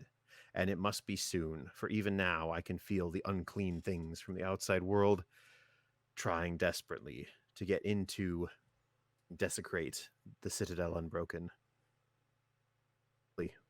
Complete the mantle bearing preparations. One of you will have to do this. Go. Is this on the folio? Are you the folio? Okay. Is my understanding that it's sending us back up? Like it Yes, wants that's us the to go impression back you're up? getting. Okay, so I'm going to walk and dash 240 feet, and Do you I'm- bother swimming? I'm at the boat now. Is anybody following me? It is worth noting that in about 30 seconds you have to take a stun round. It's not stunned. You Oh, just no. cannot make any actions for that round. Oh, there you go. Yeah. I know. This I have ritual- been accounting for. What I'll probably do, honestly, is I'll probably just drop concentration on haste because it's technically a concentration. Yeah. So that I can just get it over with, and then I'll bolt over that way. Well, I'll bolt over that you way and then said- do it, so I get there quickly. Now you said Okay. someone must become the guardian. How does that happen? Do they just wave their hand and say, "I'm the guardian"? Or is there a ritual, a location? It'd be helpful to know. And Be also, at what are the requirements? At the table, be pure of heart. Be prepared to serve this city for the rest of your life. Be prepared to guard it and defend it. And I will meet you there at the halfway point. I'm out of that running. If one of Does the others of you wishes to do it, that's fine. Does this voice sound at all familiar? No. Cool. Uh, Grubbin's gonna scoop the 5 crystals into his bag of holding and bolt to the door to hang him with Hawthorne, because someone's got to row. He's right. It's fair. Two and a half foot guys got a row. It has been a Uh, lovely time. I am not dying in Hevair, and I will turn and head back to the. Yeah, I'm gonna follow with Ariel. I'll be like, why do you think all these people don't want to answer my questions? I feel like I'm asking like what we were given. Why does no one just speak or tell us what's actually going on? Why does It's not the portfolio. Let's go. I'm also going to take a look at the tubes that are here. Okay. Just on my way out, just try to look up. Are they hollow? Do they lead up somewhere? Are they like pulling up the water? Make an Arcana check. Good. In response, I'll go here, play with this, and I'll reach into my bag and pull out another turnip. I'll be like, thanks Rolled for a 3 that starting. time, The so favorite 11. toy of all the 11? Astelian farm Yeah. children. Turnip man will save us. Yeah, you cut It's, some eye holes and a mouth on it. It's a little friend. I love You have to Winston. bite them in though. You have to chew it out. Yeah. Given how pressed you are for time, Creon, it's really hard to tell what exactly they're doing. Yeah, that's about all you get. And then when we get to the boat, I'm going to ask Grubbin if I can take a look at some of those crystals. Just spend some Actually, time on when the you ride. when you hop in, he's already ready to pull them out for you because he knows you're the magic man. And Nice. he's just, can you have a look at these? I'm like, I don't want to. I love loot, but like, someone needs to figure these out. I shall endeavor to do so. Thank you. As I start rowing. Let's head back. Okay. I'm gonna need a survival check to figure your way back, but only one. We know. I'll who's do handling it. Can I Unless help? anyone's got better than. Yeah, you I'll can- take somebody help. can help. Yeah. No, yeah, nobody beats a plus 12, Ryan. Yeah. So take the help and go ahead. 30. Dope. With little issue. The same combination of tactics used in the previous, engagement. It is a slightly longer trip, 15 or so minutes. This one, as you have to fight the current in a lot of ways to get back to where you were going. And on the way back, I'll start talking to our two military friends as I'm eating my turnip, being like, "So, which of you is gonna kill yourselves for this thing?"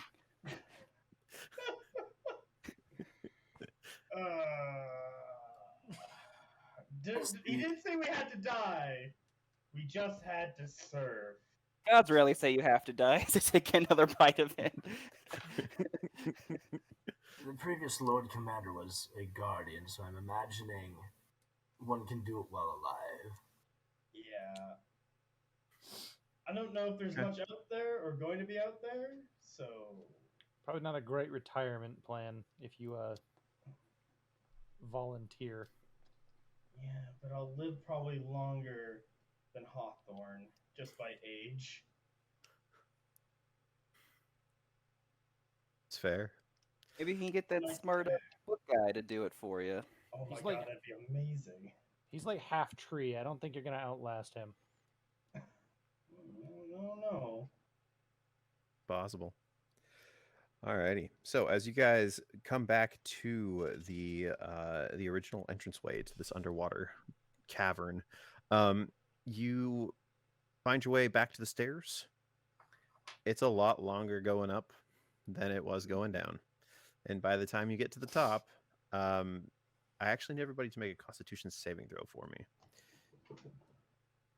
because the air is very thin, and you are climbing a lot of stairs. Got an 18. 18. Okay, that's a success. Groban's got 11. That is a failure. You take 1 point of exhaustion. Oh, Dang it, so do I then. Yeah, I guess I'm guessing that I actually no. Screw that. Brent, I need a Constitution saving throw from you as you guys climb the stairs in the lack of oxygen. Well, that was a dex Oh save, yeah, this Errol. is where I shine. Was it? It was. Yeah, it listed as a dex save. 16. Same. Okay, bonus. that's a success, Creon. That'll be a 9 for me. That is a failure. You take a point of hold on. exhaustion. Can I use my Indominant ability to reroll that? You can if you'd like. Yeah, I might as well. I don't really want to deal with this. 15 plus 8. I think I'm good. 20. You're fine. Neladier, what's your roll?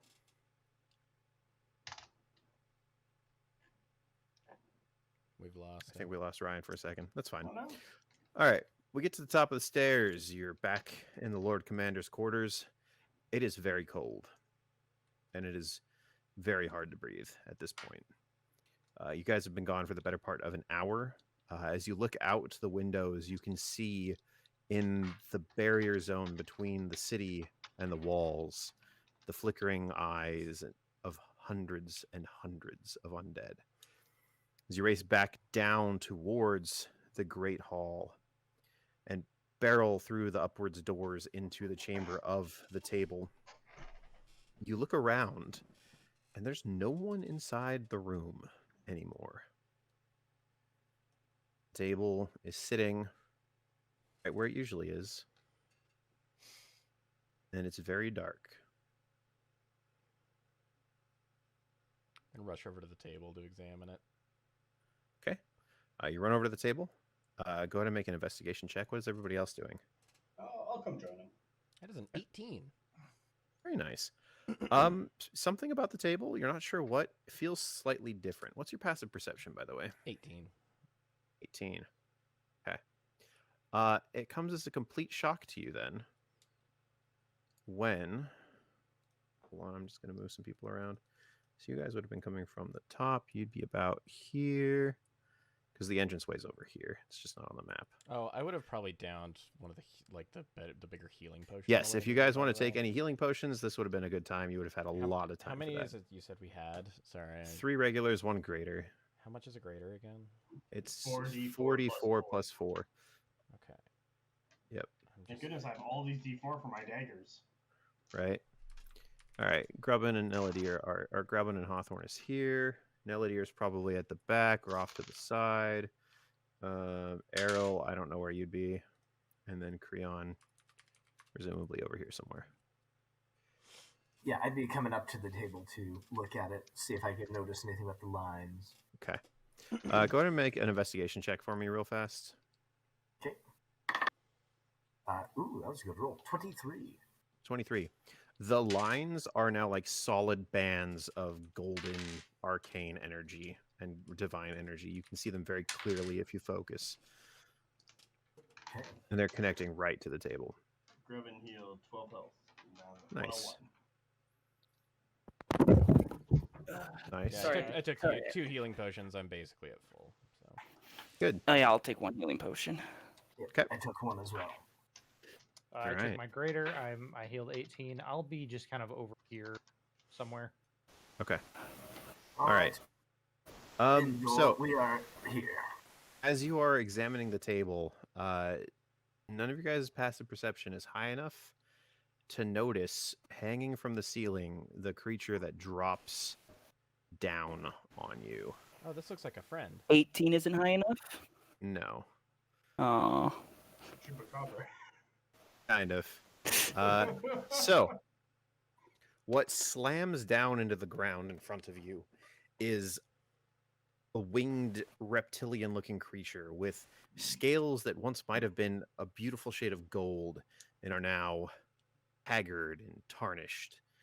Skeletal muscles and bones poke through its shoulders, its arms, its ribs even. Parts of its neck are completely exposed, and a weird bluish light shines in its eyes where once golden orbs might have gazed out on the world. I need everybody real quick to make, unless you're immune to fear, I need you to make a wisdom saving throw, please. As this thing shatters the bench underneath it. That is a 22. That's a success. Nice one, Arrow. 15. That is a failure. 24. That is a success. 9. That is a failure. And Neladier? We might have lost his microphone, eh? Okay, he'll be back when he's back. Yeah, so if you failed, you are considered to be frightened of this creature, which means that you cannot move towards it, and your attacks have disadvantage if you can see it. Cool. It's very scary.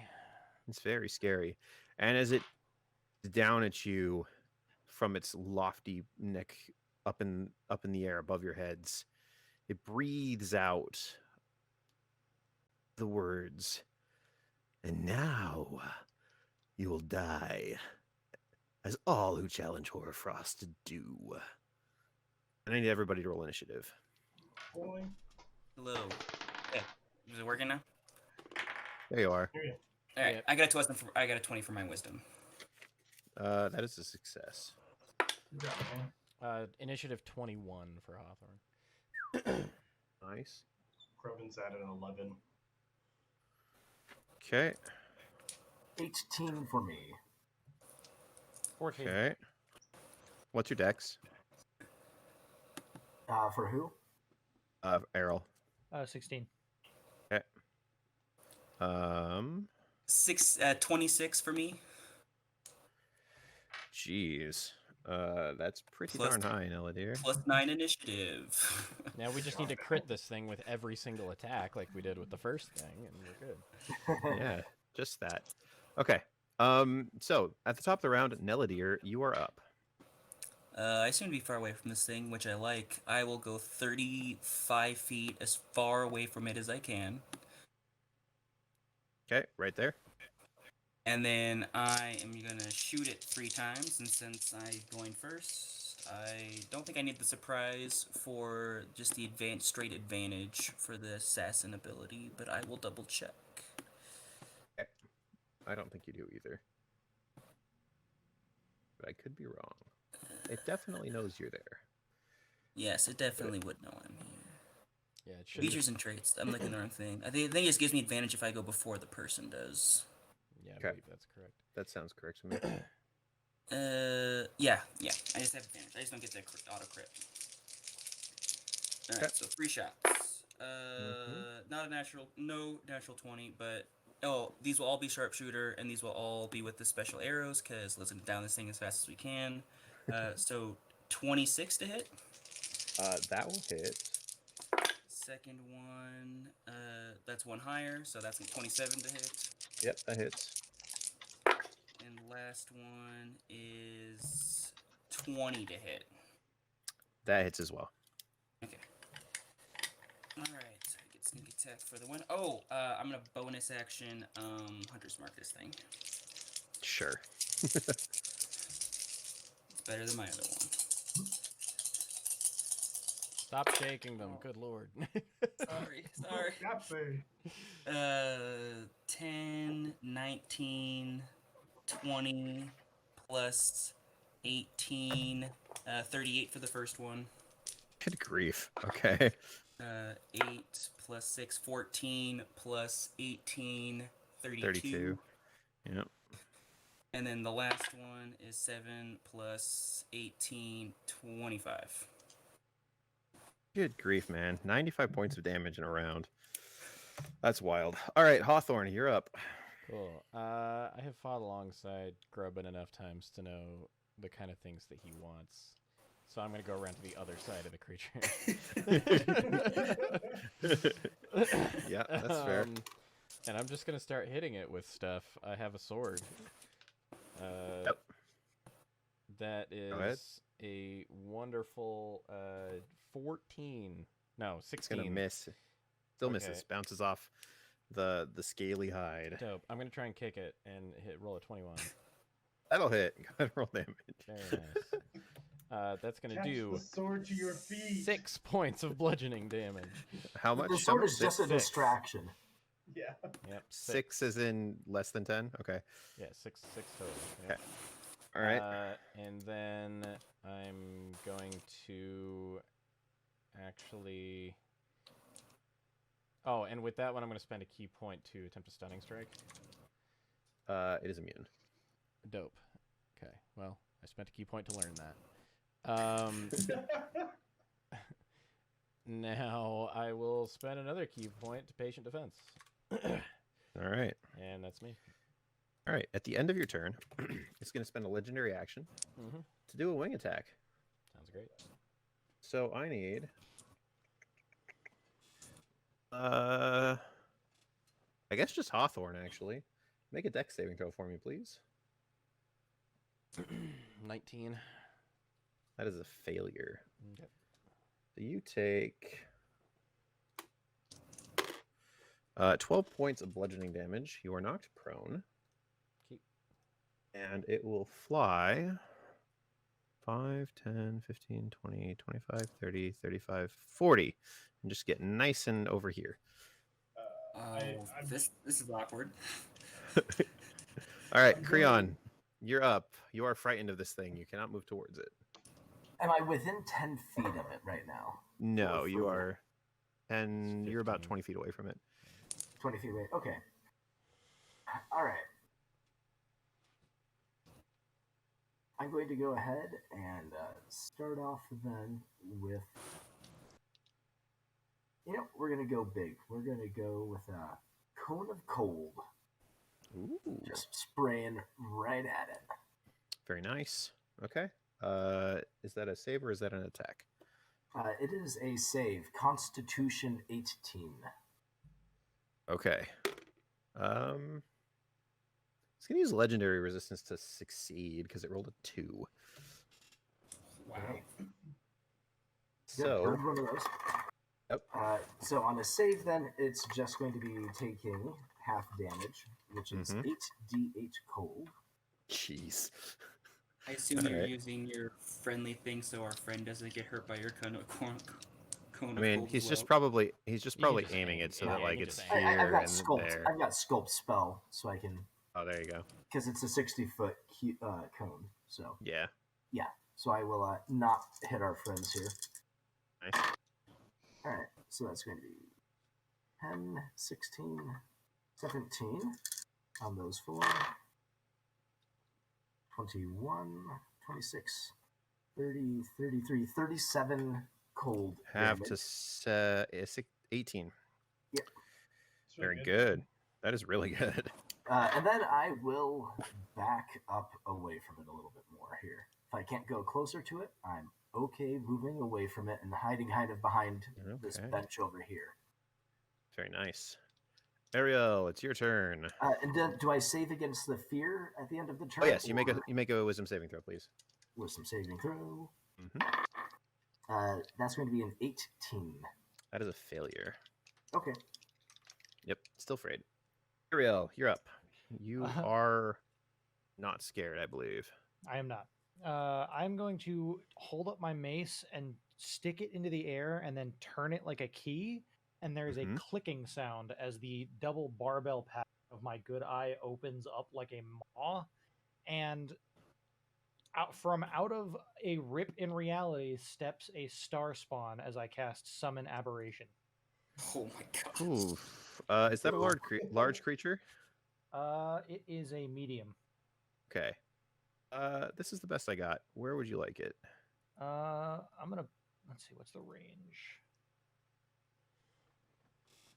90 feet. I'm gonna put it right here. Also known as Summon Friend.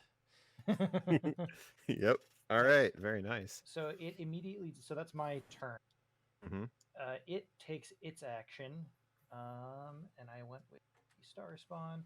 At the start of its turn, each. Oh wait, yeah, okay.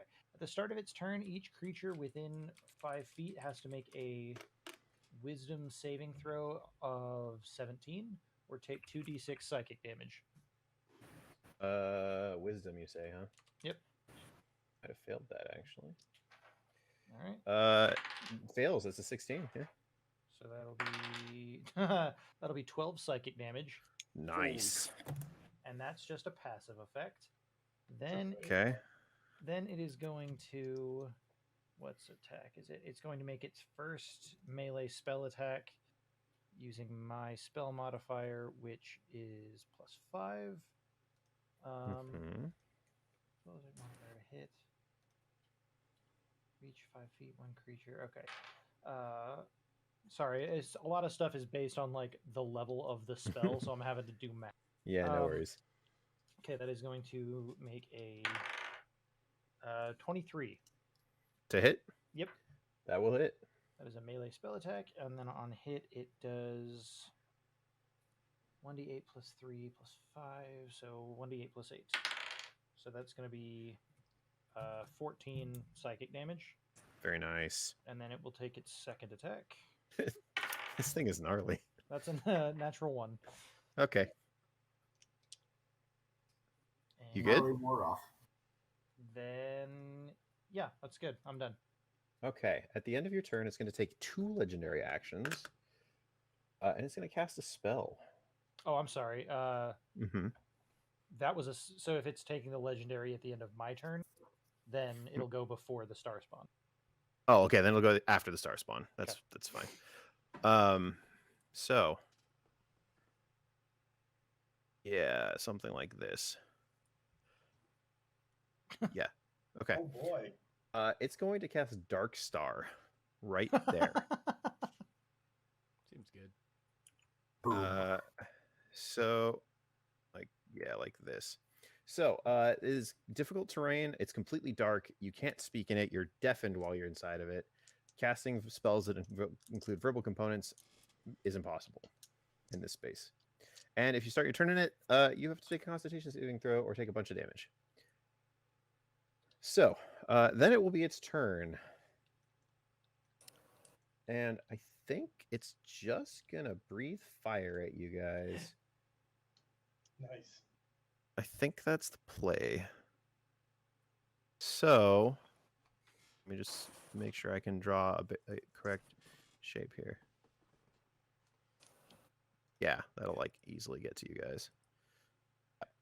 Okay, so it'll breathe fire in there. I need everybody to make a dexterity saving throw, please. Fine, everybody. Yeah, who is Except for everybody? you. Yeah. Not Ryan. Gotcha. That's a 25. That is a success. I have evasion. Is it 24 help? 24 is a success. Dang, guys. Oh god. 15. That is a failure. And Ian, what'd you roll? I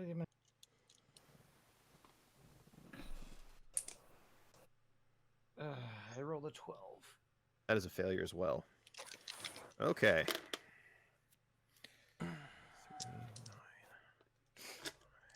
I'm assuming it was targeting like the table So I don't have to check on my star spawn.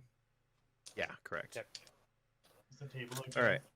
The table is probably going to be fine. So if you failed, you take 53 points of fire damage. Holy crap. And if you succeeded, you take 26 points of fire damage. If you have evasion, you take nothing. If you have evasion, you take nothing. I am down.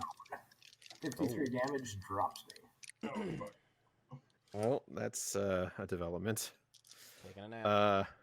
Cool. Grubbin. That's the dragon's turn. And That at was the its beginning of your legendary turn, action. you have to make a Constitution save All right. because you're in the Dark Star area. Throwing potato salad. 19 plus 8. You are 27. correct. So you're going to take half as much damage as you normally would. Oh boy.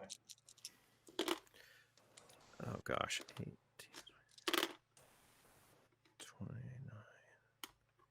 29. So it would be 38, and instead it's 19. Oh, Points of yeah, bludgeoning no, damage. Okay. So, wow, I'm some would say I'm back to 56 guys. What would you like to do? Drubbin has a ring of free action, so I'm immune to the rough terrain of this circle. You sure are. Yeah. I'm currently frightened of the big dragon chupa chupa thing. But interestingly, you don't actually see it, so you don't have a disadvantage on your attacks or anything. You do probably want to get out of that area, though. Yeah, I 100% do. Could I? What The hell is that drawing that just appeared? yeah, Wow, that's a like- breath weapon. Witchcraft. Could I go and grab Creon and take him out of the Dark Star with me? Absolutely. All right, I do 100%. that. And Yeah, could I cram a healing potion down his throat real quick? as you well? sure could. All right, I cram a healing potion. It is a 2d4 plus 2. Totally, it is a 2d4 plus 2 down his throat. Glass and Yep. all. I'll Nice. fix that, don't worry. It's how they work. You have to chew it all. Yeah, it's, Don't bother rolling. He just heals for 12. You have to get through the shell to get to the yolk Yep. of the healing potion. Healing for 12, that's like almost a quarter of my hit points. so I am Nice. down to 2 of these. Now I roll to see if I'm still scared of the big scary dragon thing. Yes, you do. All right, and that's another wisdom. There's another wisdom, yes. Oh boy, what if I was not crap at wisdom? Then you want to be grubbing. No, yeah, because that's a 5. Still scared of the big No. scary dragon. Yeah. All right. At the end of the round, everybody kind of hears in their head, the table, the ritual. And with that, Nilladeer, it's your turn. Nillidir, get to Yeah, the table. Become trapped in the Grubbin, table. yell out, Grubbin, other elf guy, the table. I'm gonna go 35 feet away. However far that is, I can't see the thing. 15, 20, 25, 30, 30. Yeah, you get to like right there. You're on the stairs now. Totally fine. I'm gonna shoot the big guy twice, Sure. using the special arrows. Yep. I scream back, I'm busy, as I keep trying to shove a potion down his throat. All right. Hold on. Nope, that's gonna miss. I don't think a 13 hits. No. The other one does 19 hit. Yes, it does. Oh, baby. Okay. And you get sneak attack because you have a I friend do still next get to it. sneak attack. I still got a friend there. I still get my other thing. Okay, cool. Cool. 10, 8. Oh my gosh, this is amazing. 26 plus 17. Sorry, 43. 18. 44. 44. Yep. Dang, son. And I will bonus action move farther away. 35 feet more away. Yeah, you're like there now. Excellent. Very cool. That's it for me. That will bring us to Hawthorne. Please make a Constitution saving throw for me.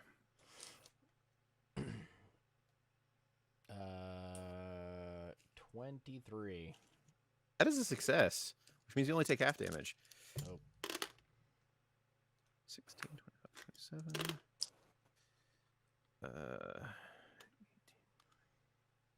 So instead of 52 points of damage, you take 26 points of damage. That spell is I will not use okay.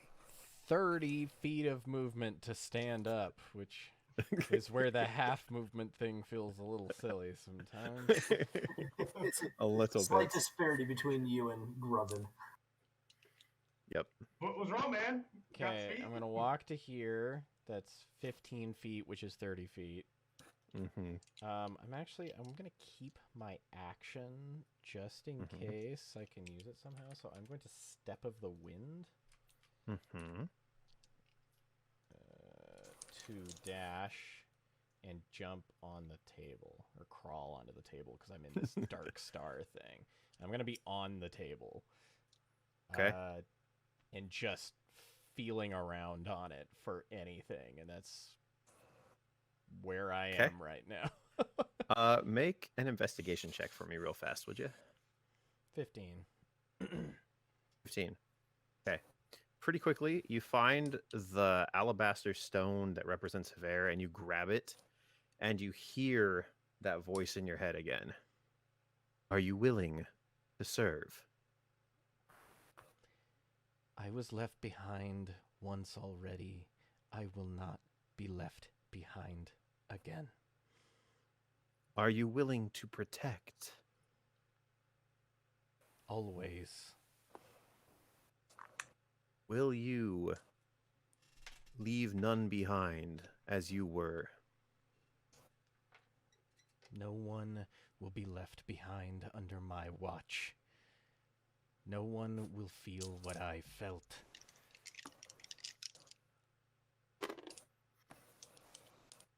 Okay. Chandler, your character gains 100 hit points onto their maximum hit points. Dope. And immediately gains 100 health from that. And also has all of the abilities of a level 10 paladin. In addition to Is this- all my In addition to essentially your a monk. a particular oath. Do I need to figure all that out, or are we just Oath a of baseline paladin? protection. Jesus, But yeah, okay. you just have the baseline stuff, and then if you want something fancy. Do I? you know. Okay, cool. Do you? Okay. Also, as the divine energy radiates into you, the orb of darkness is dispelled. Pew. Do we see this figure on the table? Yeah, actually, as the darkness vanishes, you see Hawthorne standing like upright on the table, his eyes facing the sky, light pouring out of every single surface of his body, and the light radiating out from him and from the table starts to energize the stones in the room and spread the light out and out and out and out. Where he is, it's springtime. It's no longer winter. There's a beautiful breeze and a wonderful feeling of contentment and harmony, and it just radiates out from this person. And you see the dragon turn, look at you, and scream, "No!" And he's gonna go ahead and use a legendary action to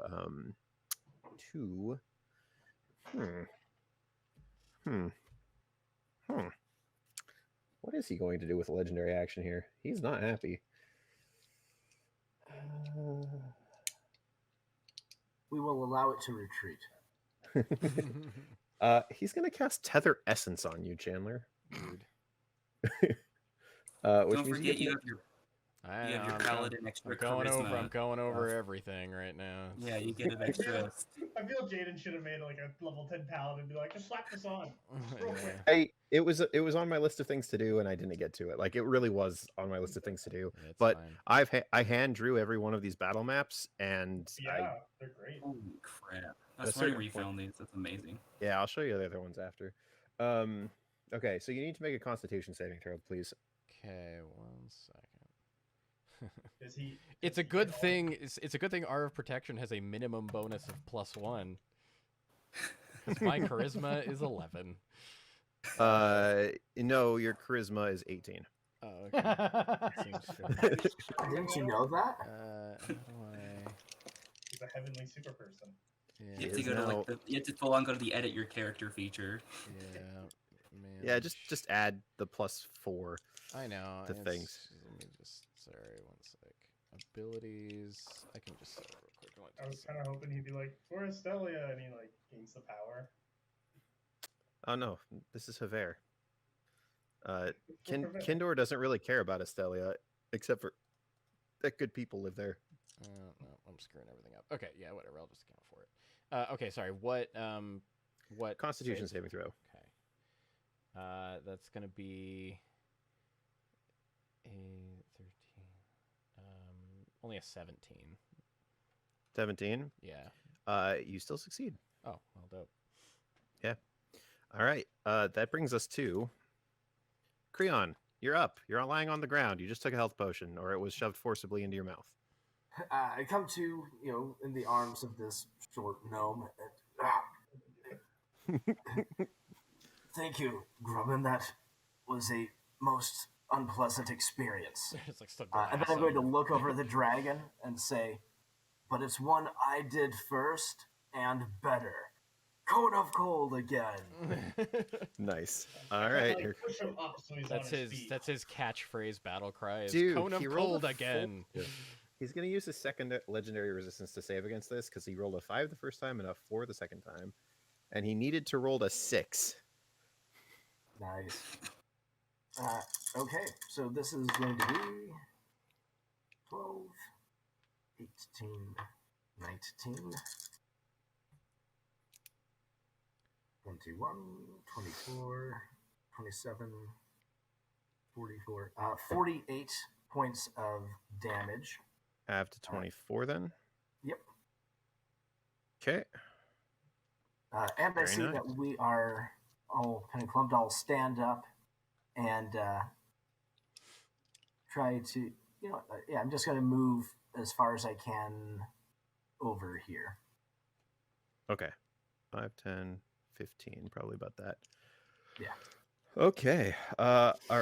Ariel, it's your turn. All right. I'm a little sad that Summon Aberration is a concentration spell because I get 2 slots. First of all, I'm going to drop 5d6 hit points of healing because I'm at 8. Fair. Damn. Just do it this way.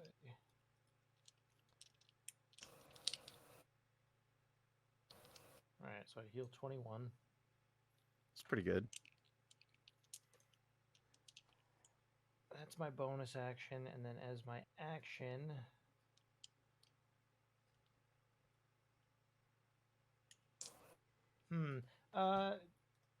you said this thing is like has ribs poking out and stuff, right?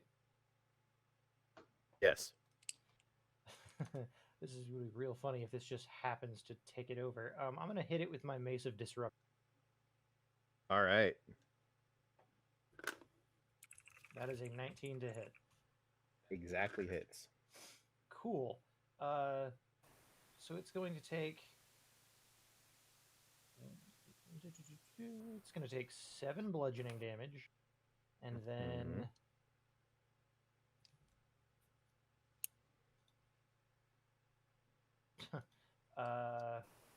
Get out of here, dice. 5 radiant damage. Okay, so total of 12. Yes. Has it Very been nice. reduced to less than 25 hit points? No. Okay. Jane was like, "End boss monster. Let's go with like 100 HP." I don't know. It could have happened. It's just it would be very funny if it's like, "Bop, dead." All right, what are we doing? Yep. Well, it's going to take a legendary action now that your turn's over. Okay. And it's going to make a wing attack because it wants to get away from you guys. So you and your star thing need to make Constitution saving throws, I believe. No, Dexterity saving throws.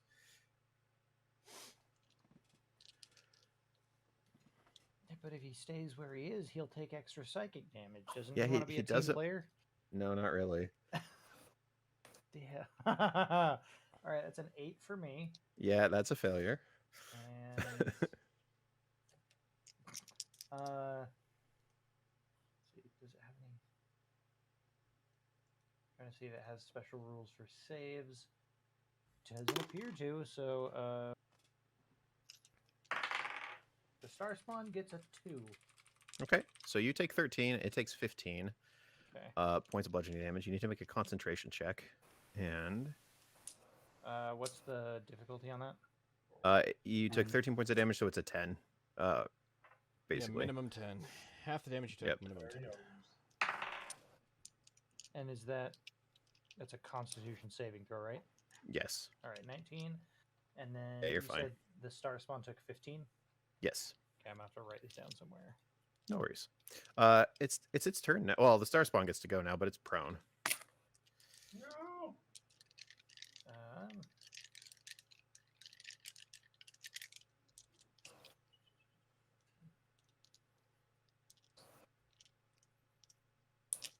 Okay, it's probably not get close enough. Oh, does it? It doesn't take a attack of opportunity, does it? You Not if you're knocked knocked prone, so prone. you're knocked prone. Well, maybe actually, I don't think being prone stops you from attacking. Now that I think about it. You just have disadvantage. You on have you have melee disadvantage. attack That's rolls. correct. Yeah. So- Yeah, disadvantage attacks on it. All right. Well, I don't have anything else to do with my reaction, so I will swipe at it. Let's see that. That is a 16. Nope. Okay, and then psychic buddy. Well, that's an 8. Nope. Okay, so it's gonna get up Mm-hmm. How far can it move? in just to here. Okay. And I think, yeah, it's only got a melee attack, so it's just gonna.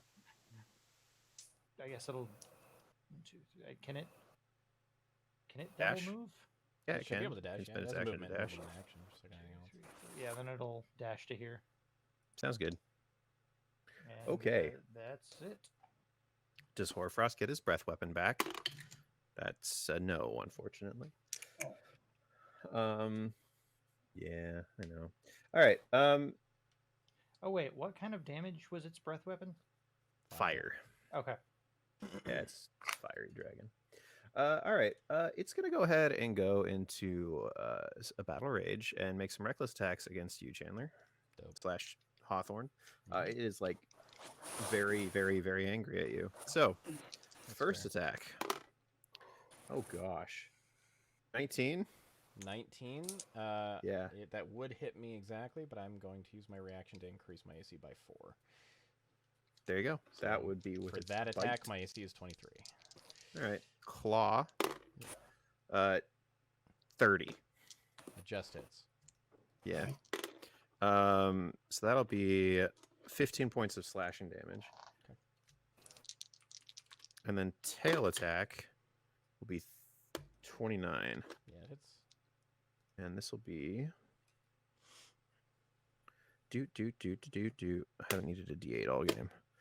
7, 15 points of bludgeoning damage, and I need to make a strength saving throw. 15 bludgeoning. Yeah. Pretty high on the saving throw. 23. Oh yeah, you're not going anywhere. And then it will take its extra bite attack from Battle Rage, which will be a natural 20. Seems alright. Yeah. All right. So this is going to be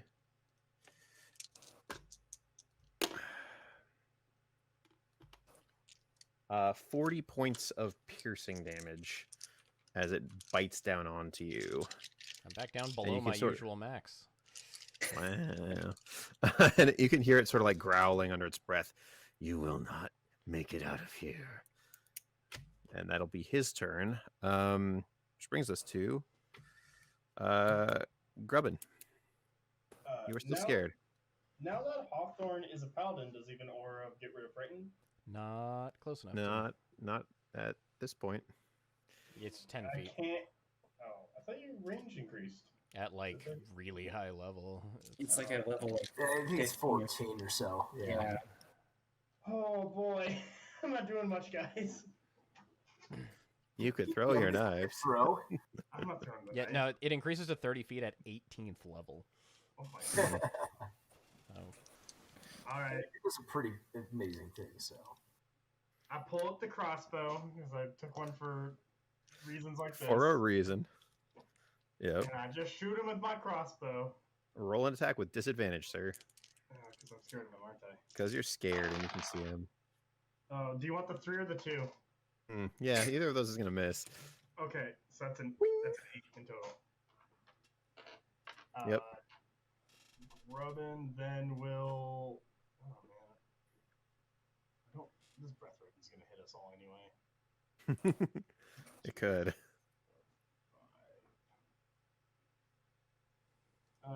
Robin's just gonna go down over here. Okay. All right. Just Did you one go more. One, no, one, right there. Just Okay. Yeah, there we go. All And right. I'll roll that wisdom because that's about it for me. Yep. Go for it. Okay. Why did I have a 2 in this? 8. Nope. Okay. Cool. Sorry, sir. Doing good. All right. That's gonna bring us to Neladier. It's your turn. Actually, So his. at the Yeah, end of go for it. Grevin's turn, we're gonna go ahead and use a legendary action to cast Meld into Stone. Not Stonewalk. Nope, Meld into Stone. And he disappears. Counterspell. Oh. What level is that cast at? Because you're a warlock. 5th. That is yeah, it is countered. Very nice. Counterspell's a good spell. It is a good spell. All right, Neladier, it's your turn. All right. So his reckless shenanigans means I have advantage for all these attacks. Yeah. Okay. I wasn't sure before because otherwise I was going to try to walk down the stairs. Well, either way, I'm going to walk down the stairs, but it just depended on when I was going to hide. It's fair. So I'll go like right over her. Oh my god. Okay. Yeah, you guys can take that breath weapon. Just like God. Melodier is the designated survivor. He's like, yeah, I'm over here. I told you I Yep. was going to be one of the survivors of this encounter. All right, I'm going to shoot him twice with the sharpshooter. 17 plus 8, definitely That 25. hits. And then 26. That's a 19, but 19 plus 8. So those Both hit. Alright. So, oh my goodness. So that's 20 plus 17, so 37. Like you do.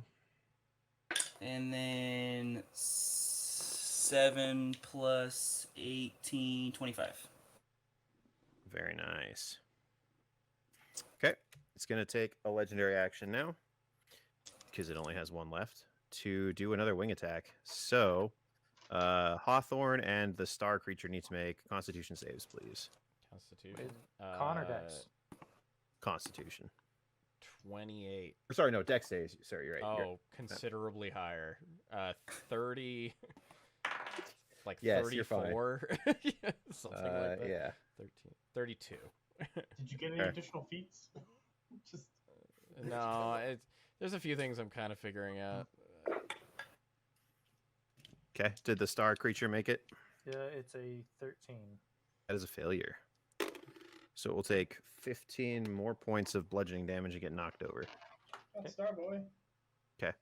It's not going to fly away since Hawthorne is still up. And it's Hawthorne's turn. Cool. I will also hide. I hit at a 23. Okay, good to know. Okay, It has a passive perception of 24, but you know, there it is. Hey, I I have almost there. advantage on all attacks against it right now. Is that my understanding? Yes, you will. Okay, we'll just attack it with the Sun Blade. Mhm. This That is an undead. I don't think that doesn't actually matter. Not for this, but for the damage. Sunblade does extra damage against undead. Does it? Yeah, it does. 1d8, yeah. Oh, this is gonna be gnarly. That's I a would 20. That's like a 26 to hit. That hits. Okay. Go ahead and pump a 5th level Paladin Smite into this, just because Okay. you're kind of supercharged at the moment. Cool. Okay. We're So at the next- 5, oh my God. 6, 7. Jesus. Okay. Hold on. I was Don't going to forget remind. your D8 because it's an undead, and then another D8 because it's an undead for 2 different abilities. I was going to remind you. Hey, you have third level smites, but never mind. 33 plus 8. It's going to take 41 points of radiant damage. Okay. Yeah. Then I'm going to use the fact that I have mobile to walk away real quick. I'm going to go 5, 10, 15. I'm now within 10 feet of Grubbin, so you can't be afraid anymore. And then I'm going to walk back in. Is anybody else afraid right now? Are we good? No. It was just him. Oh, No, I'm afraid still. Oh, are Oh, you? Brent's Okay, afraid I'm going to still. go up to here. So I literally had enough movement that I was thinking about walking all the way to here after doing that, but I don't need to because I already have advantage. So. Although, I mean, if you go over there, though, it means the breath weapon can't hit everybody. Oh, that's a good point. I'll just keep scooching around then. I'm very quick. We're gonna hit Do him. we see his after image? Like that's what's Yeah, happening? basically. Like he's I'm- got like white light trailing after him, so it's like burning your retinas a little bit. I'm gonna. I like to imagine he just comes up and just like slaps us and like snap out of it. This is snap out of probably it. fairly Yeah. unnecessary, but I'm gonna. Nah, I'll just hit him with a sunblade again. Okay. That is a 24. 24. That'll hit. Okay. Am I getting a smite again, or do I need to do it manually? You have to do it manually this time. Okay, so I can do a 3rd level smite on my own. Mm-hmm. So that's going to be an extra 4d8 instead of 5d8, because 5th level actually doesn't help. It caps at 5. So 2d8 plus 4d8, so 6d8. Okay. Yeah. Do you need more D8s? No, I'm using an app. I rolled incredibly high. It's gonna take 47 points of radiant damage. That was How would Hawthorne like to do this? that was Oh my 5 God. 7s and a 4. On the- Naruto style, 1,000 years of pain. he's gonna. So I run around. So he like zips over by Grubbin. So this dragon's still looking there, but then that's not where Hawthorne is. It's behind him now. How'd he get there? Hawthorne's gonna run all the way up its tail and up its body, and do a flying leap off the back, and as it comes down, just decapitate it with the sunblade. Nice. Hell yeah. Drop into the man. ground, So- hero landing. 3 point. As you land, the head falls right next to you. Yep. And you can see a little glimmer of undeath in it still. And it just grasps out at you. You can kill this body, but I have so many more. I'll be back for you. He'll be back for you. You're all going to die. And then the life force leaves it. And you will all crash against the walls of Hevair like so much water on stone. As you take a second to collect yourselves, the doors at the bottom of the teleportation room burst open, and the rest of the company runs in. Inexplicably, it seems, they had all decided that the best place to be was outside the walls of the keep, with no understanding of why or how. And when the ash phantoms were mere yards away, suddenly the city began to glow again. Light and warmth flowed back through the streets, and the ash phantoms turned and ran. That is how Hevair gained a new Lord Commander and was not lost. Nicely done, guys. Hey, thanks for sticking it all the way through the 2nd episode of our Line of Sight series of Dungeons & Dragons one-shots. I know these are big long video, but we're really excited about the story that we're telling, and I think it's going to be really interesting to see what it is that we get up to next month. If you want to check out more of the stuff that we do, you can check us out at Line of Sight on Facebook. You can also go to our Patreon, which is patreon.com/Line of Sight Wargaming. One of the tiers on there is actually being able to jump on and join us during these one-shots, similar to what Mass was doing today. And jump in and be a part of the story that we're telling. You can go to lineofsightwargaming.com. That's going to be where we post all of our articles, more information about these one-shots. We got articles going up about the world of Astelian and things like that on there. You can also find our Discord, which I'll be throwing a link to down in the description of this video. And of course, give us a like, subscribe if you like what we're doing. We'll see you guys next month for the next episode. Thanks so much.